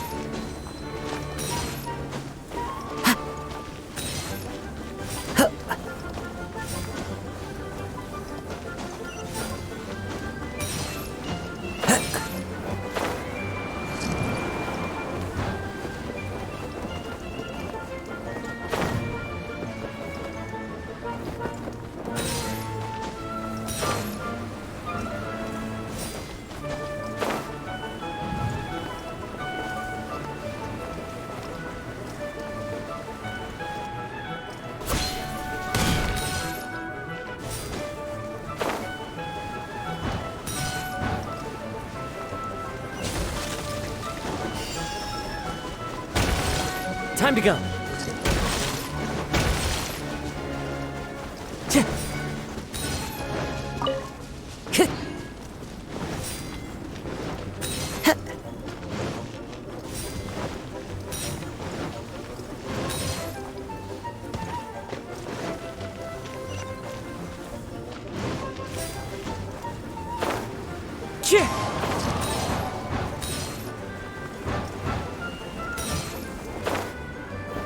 Follow the wind.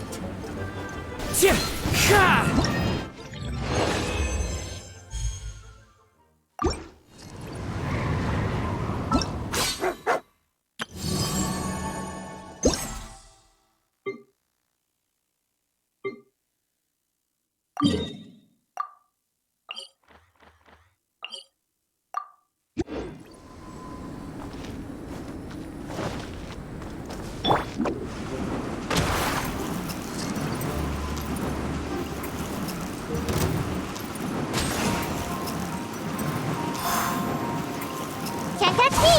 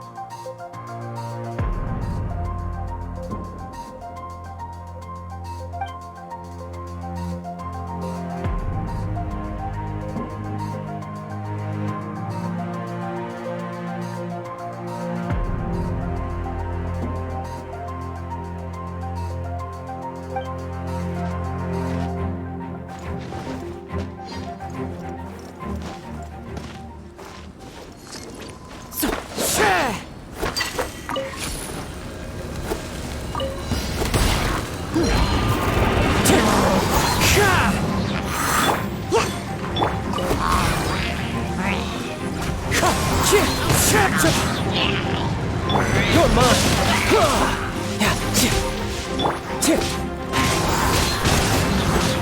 Fallen leaves, adorn my night! Wind strike!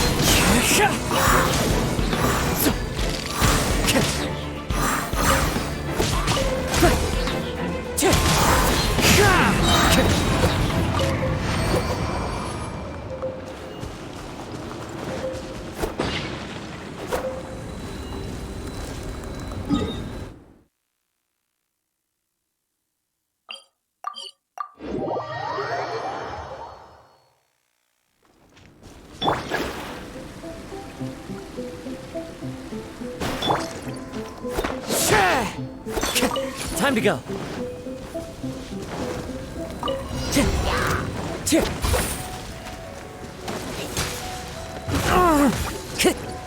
The wind knows me. As one with wind and cloud. Riptide. Wind strider.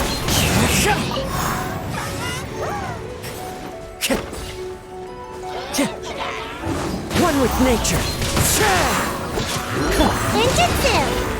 Fate is upon you.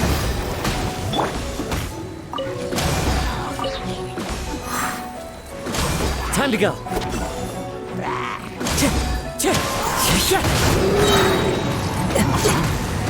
Fallen leaves, adorn my night!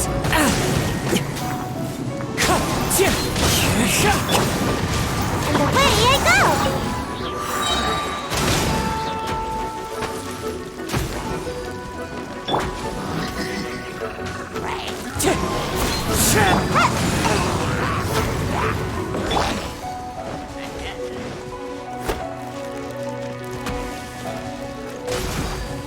Into the wind. You can run, but you can't hide. Touch.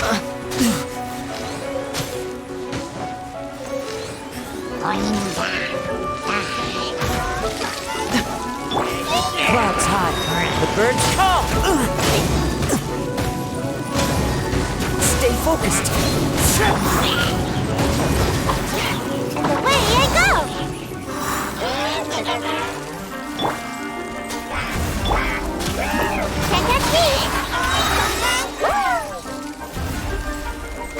Ninjutsu!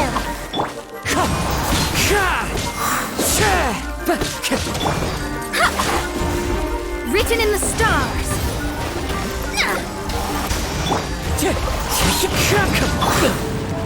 You're mine. Wind strider.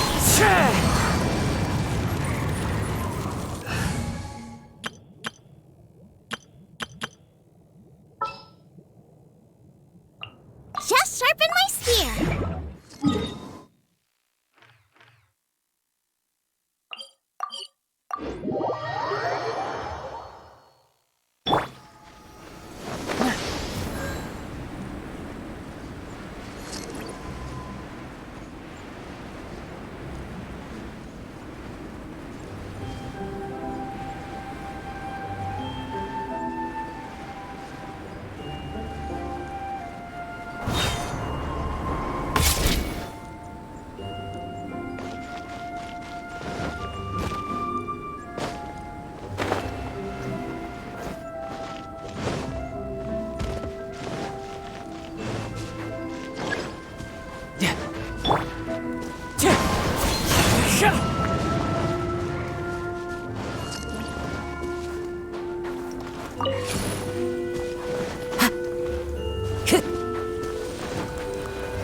Time to go.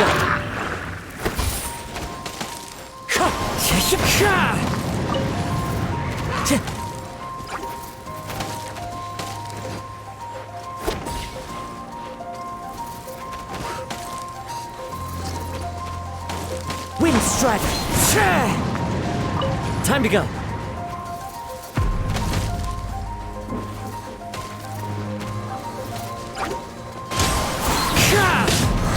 As one with wind and cloud. Teamwork is dreamwork!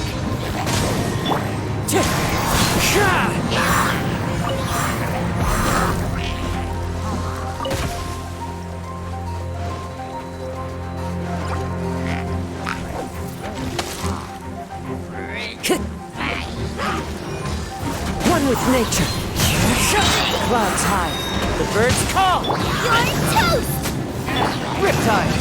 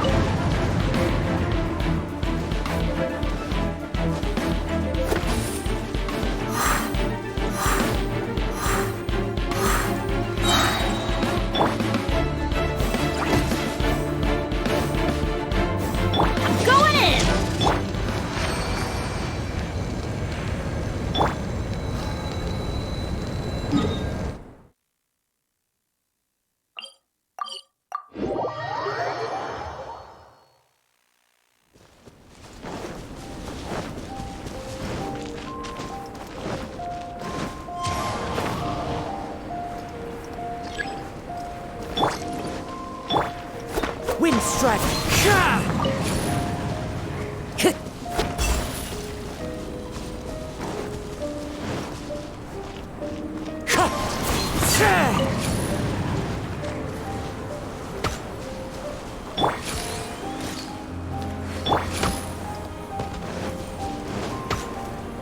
Time to go.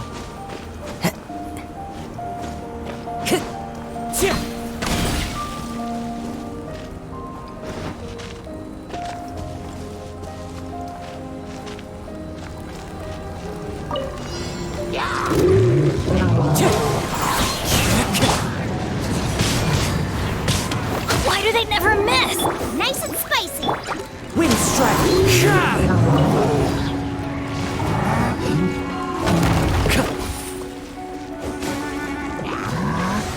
That hurt!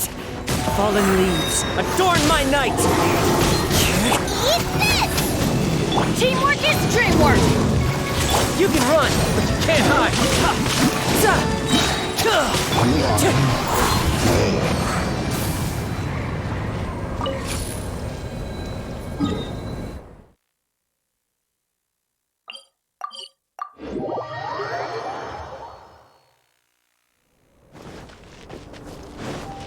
Time to go. Let's light it up!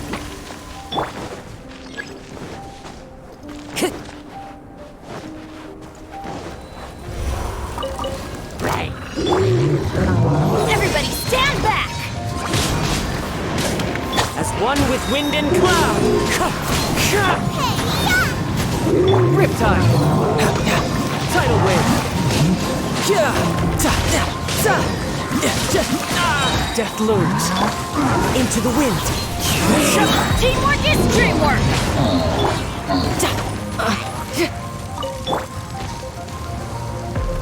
Wind strike!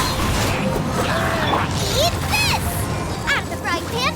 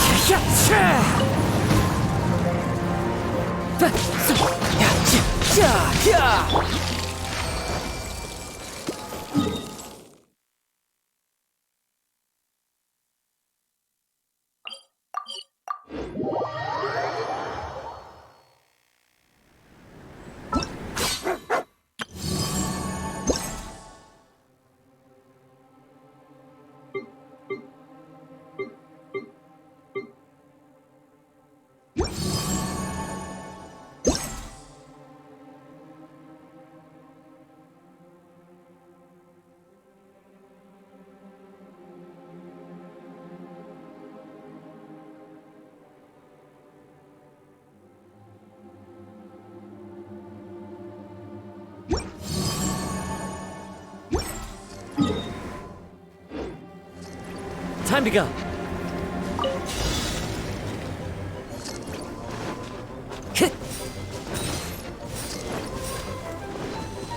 Time to go.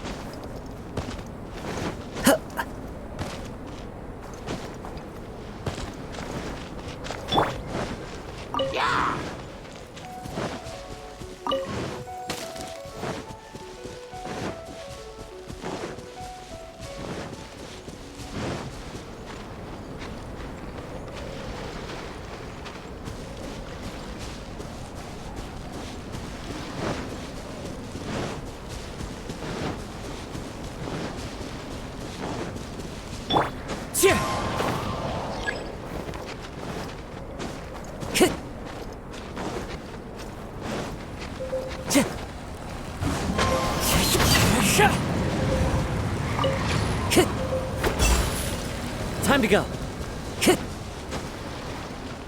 Wind strike.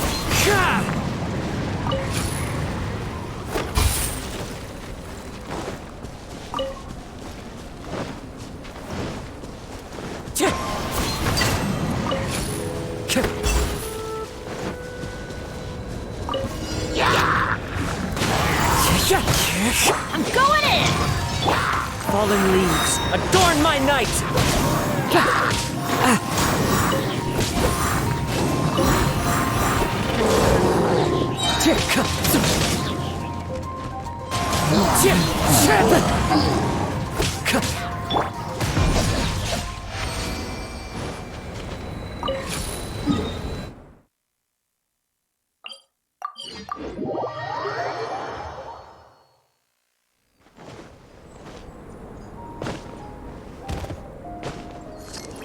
I'm quite impressed.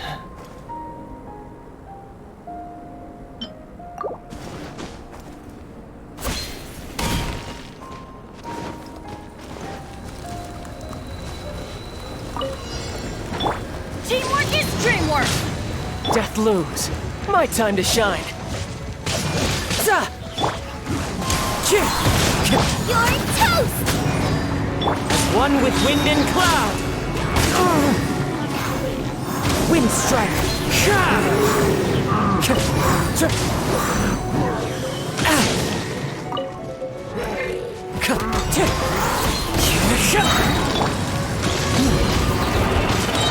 Going in!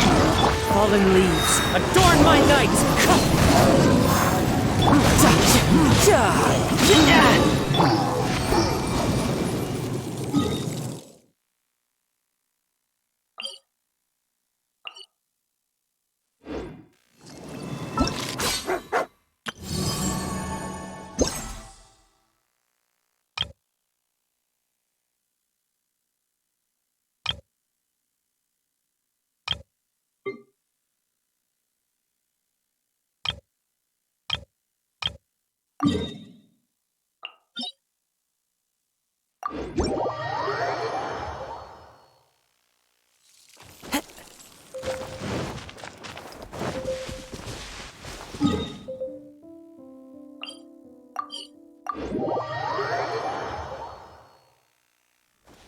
I love it when it snows. The world falls No time to lose. Yep.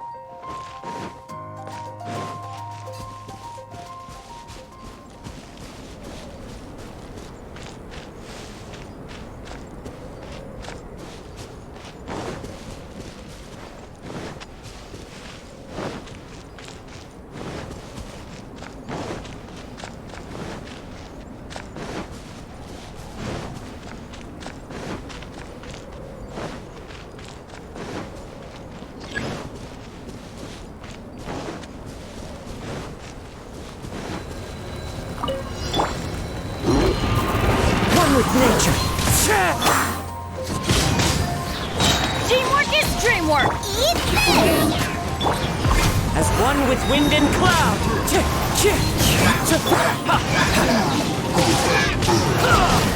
Shouldn't let your guard down. Wind strike. Get out of here! Everybody stand back! Nice and spicy.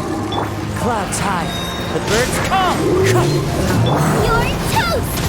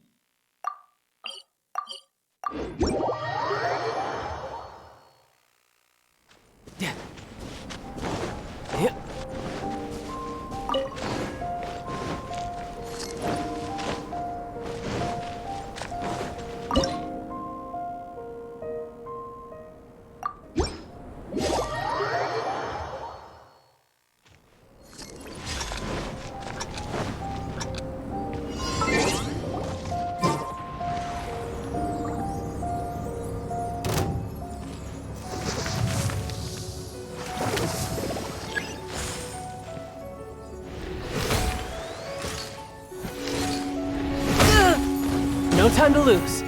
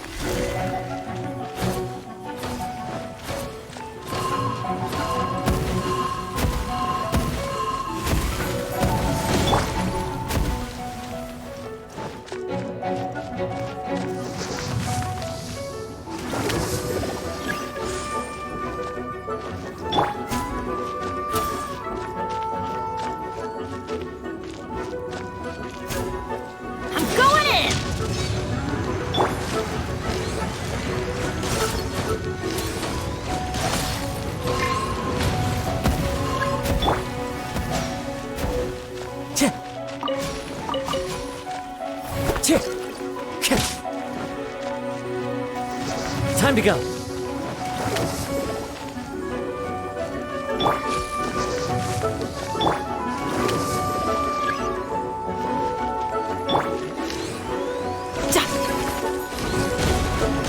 No time to lose.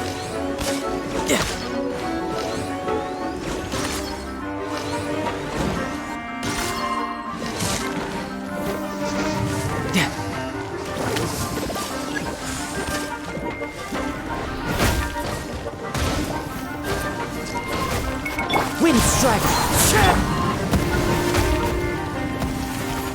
Get out of here!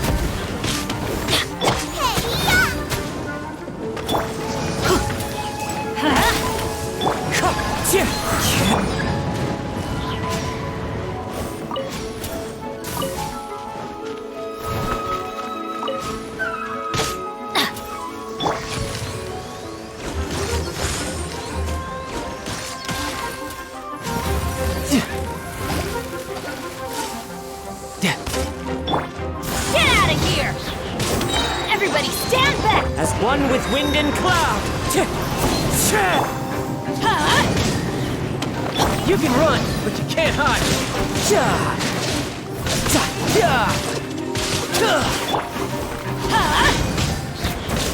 Teamwork is dreamwork! Wind strike! Scuba, get them! Eat this! You're mine!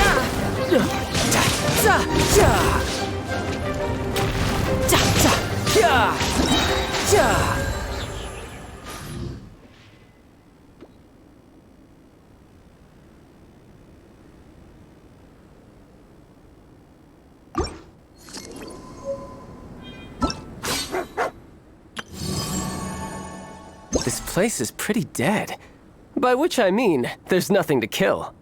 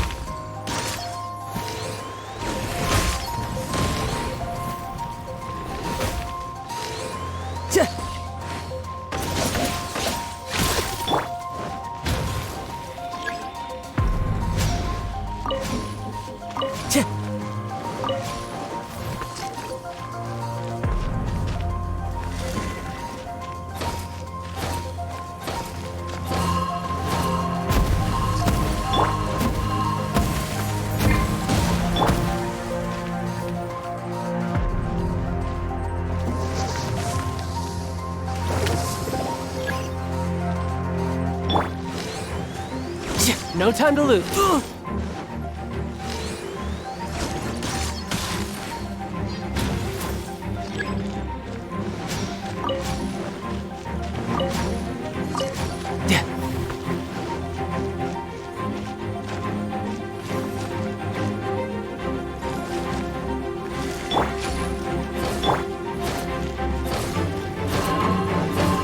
Adventure time!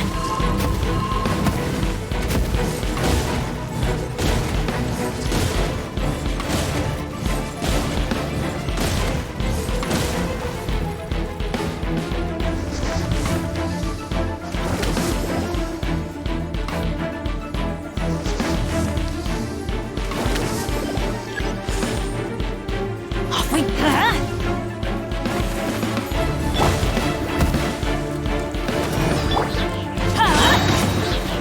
Everybody stand back!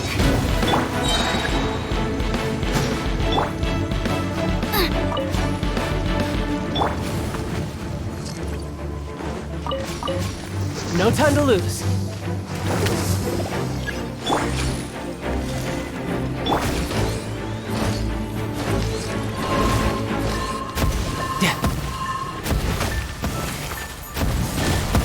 No time to lose.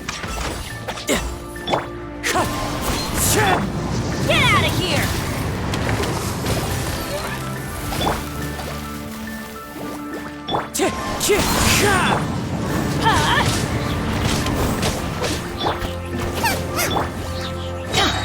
Teamwork is dreamwork! Clouds high. The birds call. Brace yourself. This is gonna hurt.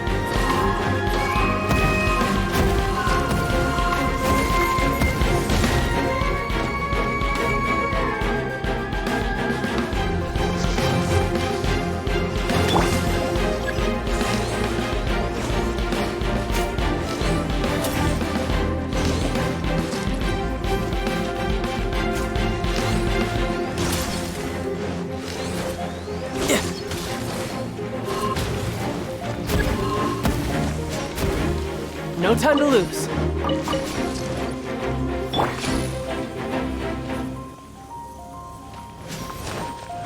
Nice and spicy.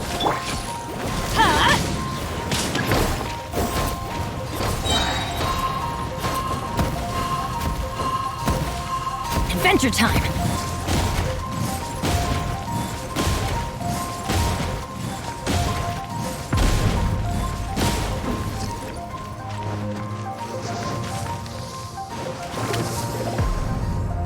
Everybody stand back!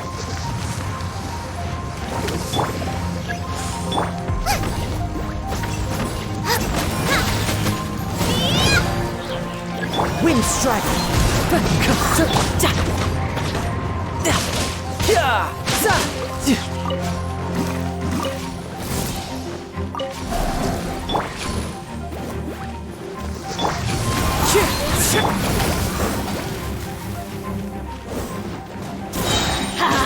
Teamwork is dreamwork! As one with wind and cloud! You're toast! Tidal wave! Shouldn't let your guard down!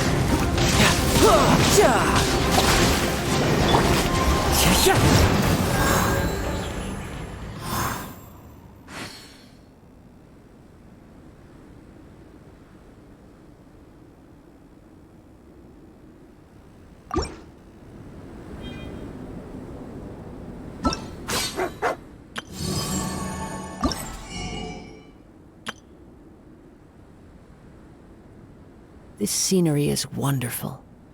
Surely enough to convince anyone to become a wanderer.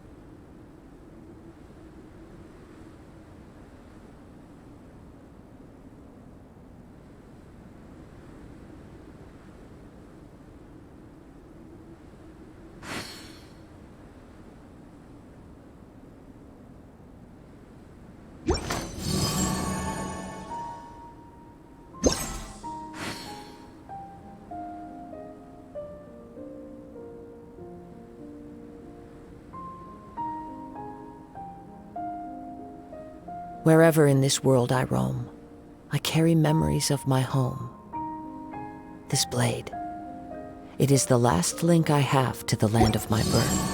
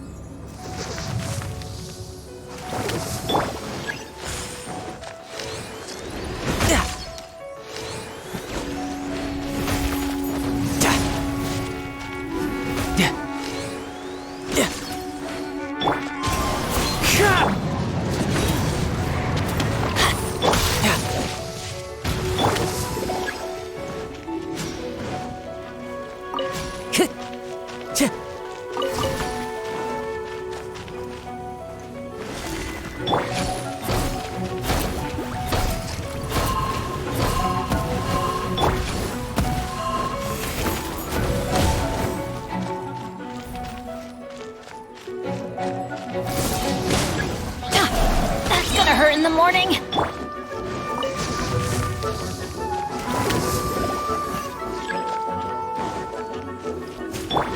Everybody stand back!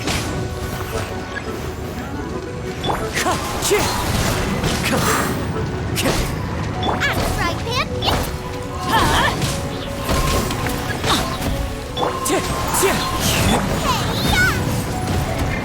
I'm going in! Fallen leaves, adorn my night! Wind strike!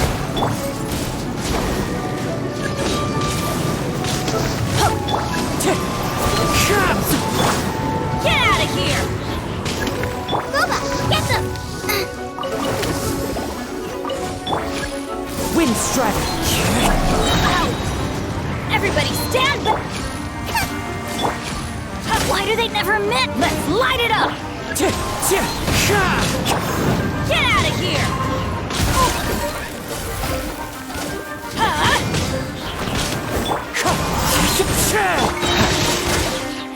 Teamwork is dreamwork! As one with wind and cloud! Wind strike! You're toast! Riptide!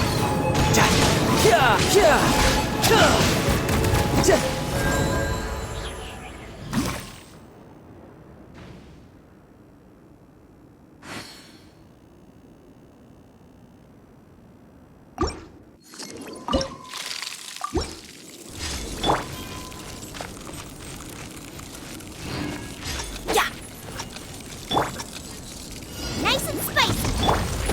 Get out of here!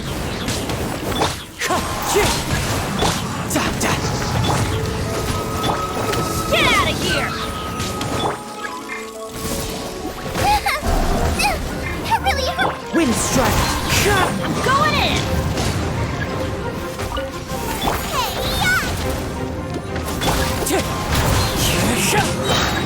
Fallen leaves, adorn my night! Get out of here! Booba, get them!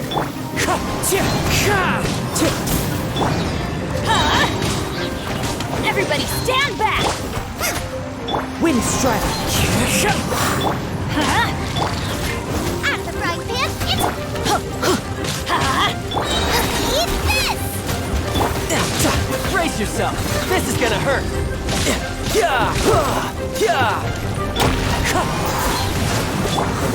Get out of here! I'm going in!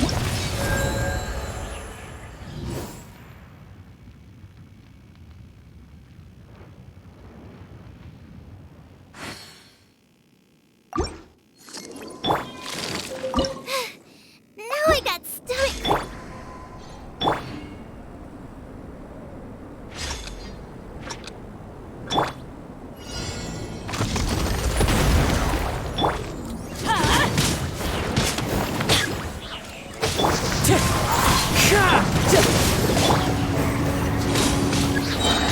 Teamwork is dreamwork! Clouds high. The birds call. Wind strike. You're toast!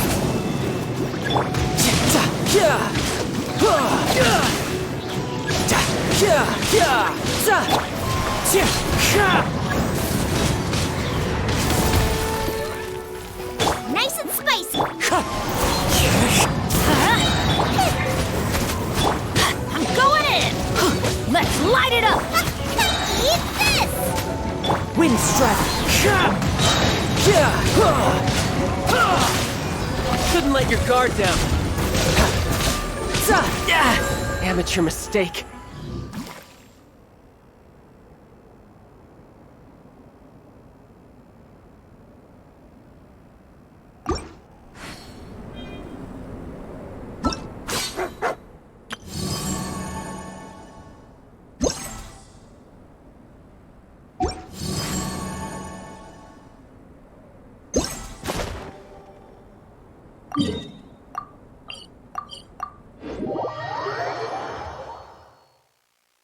No time to lose.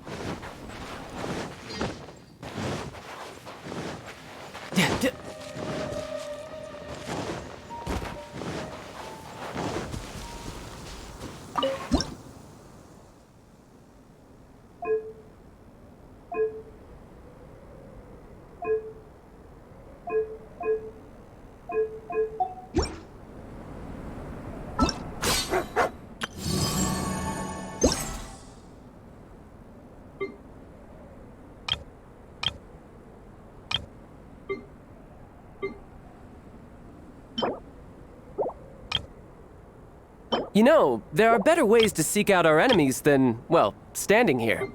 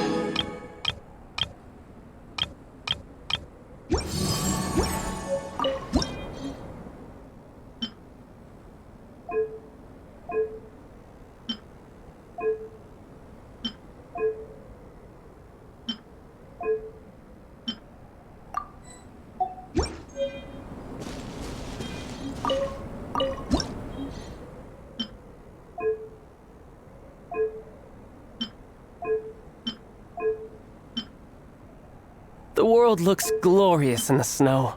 Pure white, like the light of the moon. A perfect backdrop for bloodshed.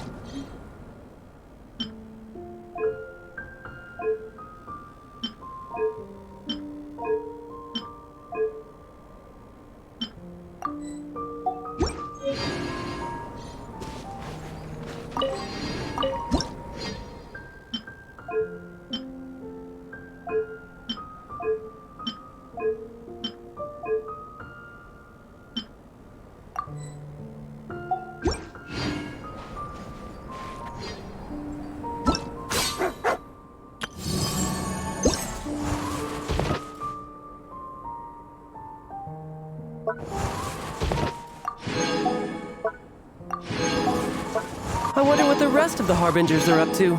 Plotting and scheming on an ever grander scale, no doubt.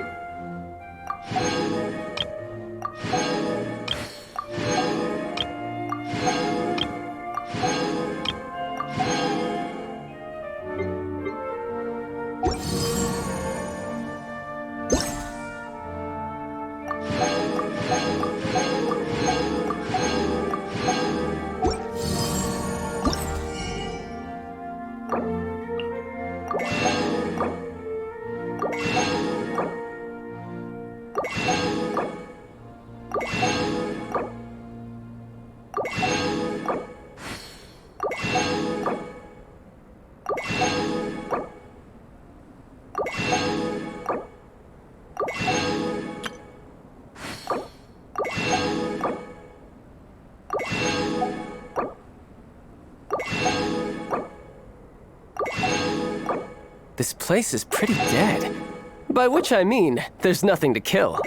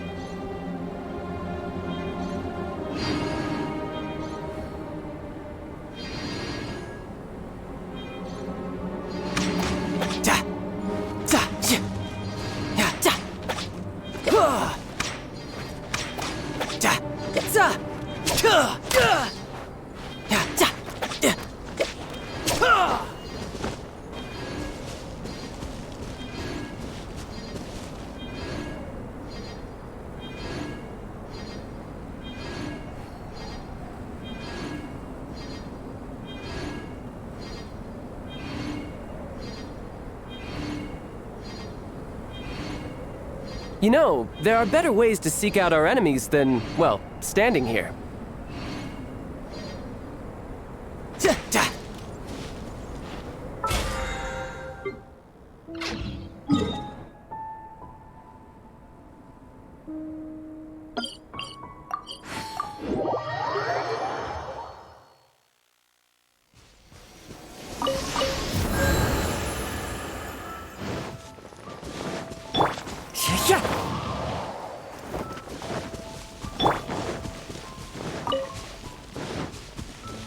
No time to lose. No time to lose.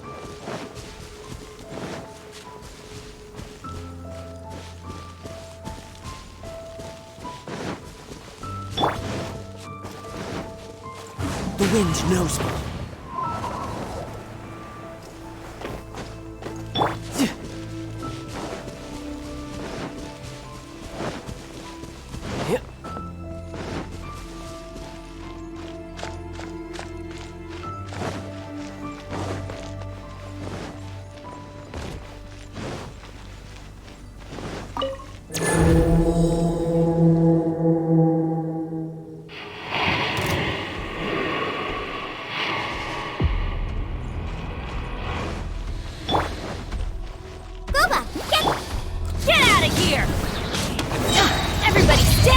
Fallen leaves, adorn my night!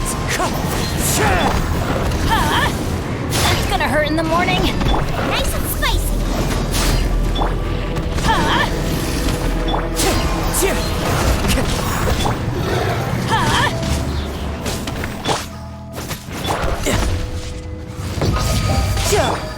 Wind strike!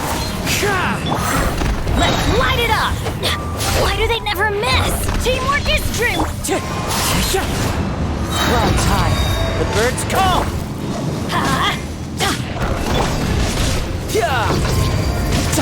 Wind strike!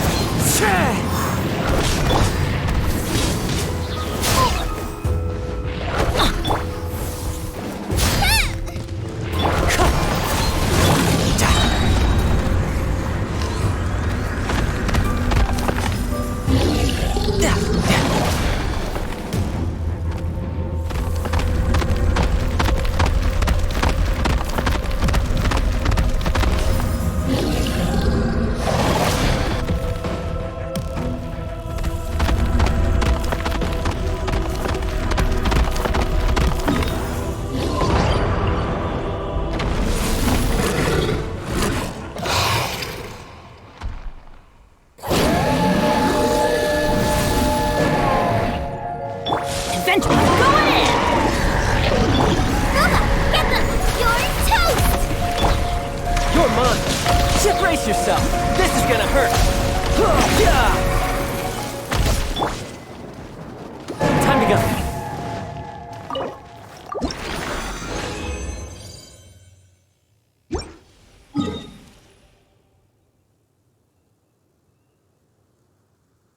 Clear weather all...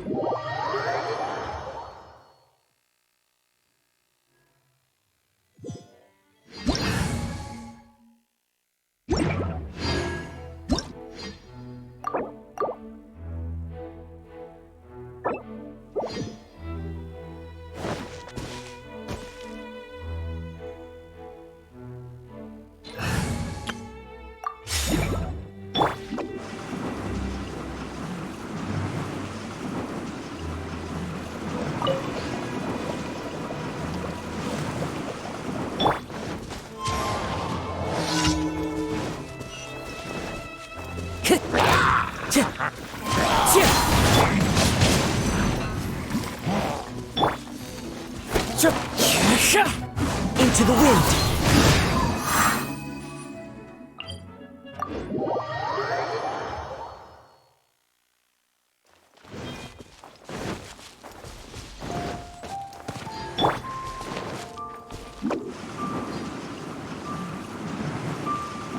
There you are.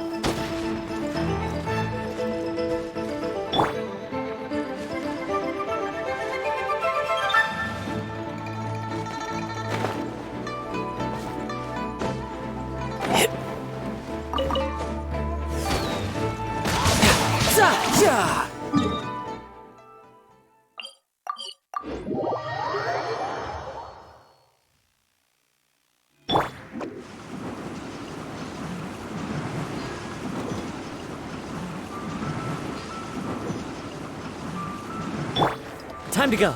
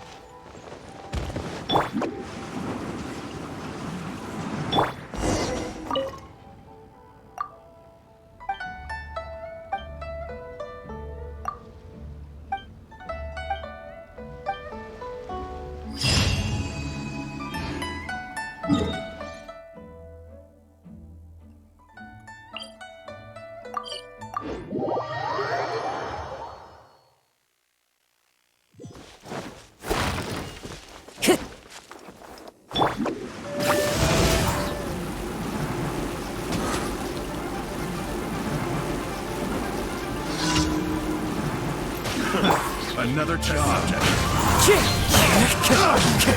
Tidal wave. Test subject. Done. Jab and cross. Wind strike. You can run, but you can't hide. Should replace my hammer.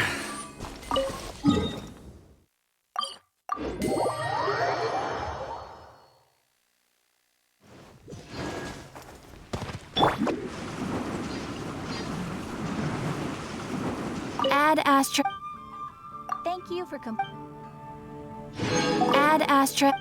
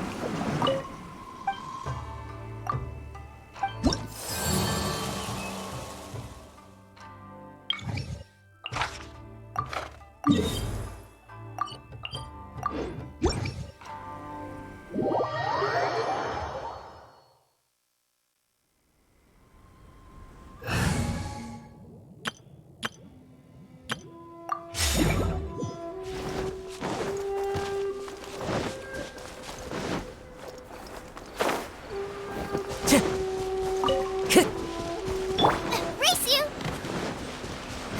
I'm the right pin. As one with wind and cloud. Everybody stand back! That's gonna hurt in the morning. Let's light it up!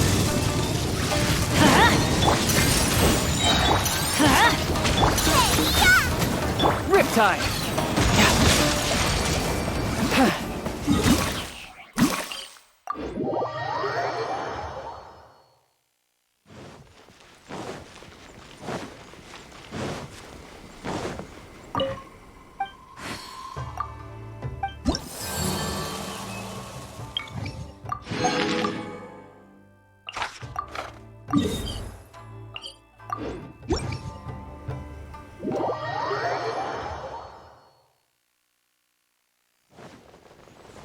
I could get used to this.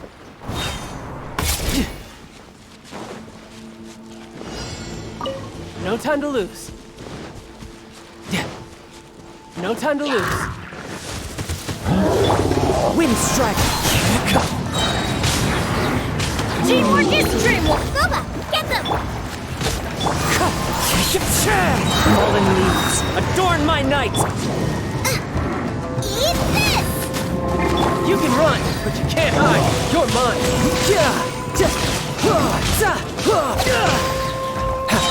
Bring it on.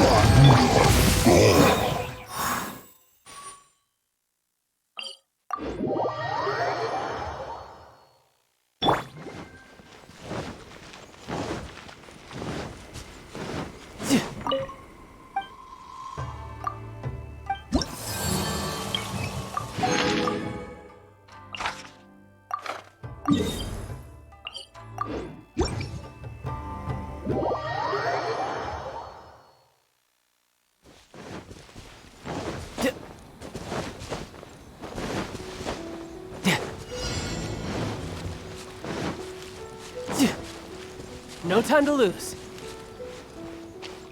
Let's get down to business. There's more! I'm going in! Right, Pip, into the fire! As one with wind and cloud.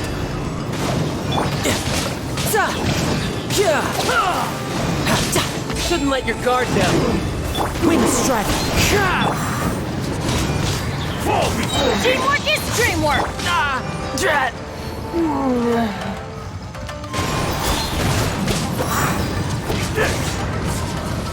Nice and spicy! Wind strike. Stay focused. Going in! Fallen leaves, adorn my night. This battle.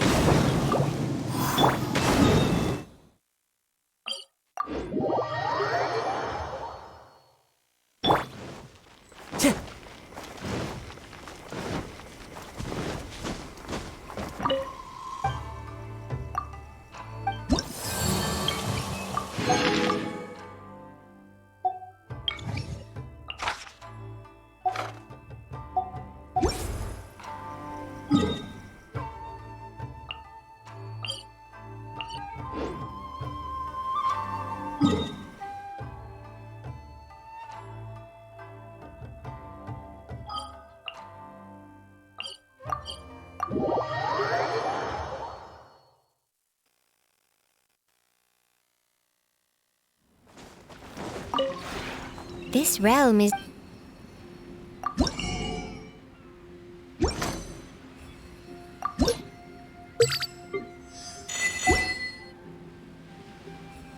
If you ever have...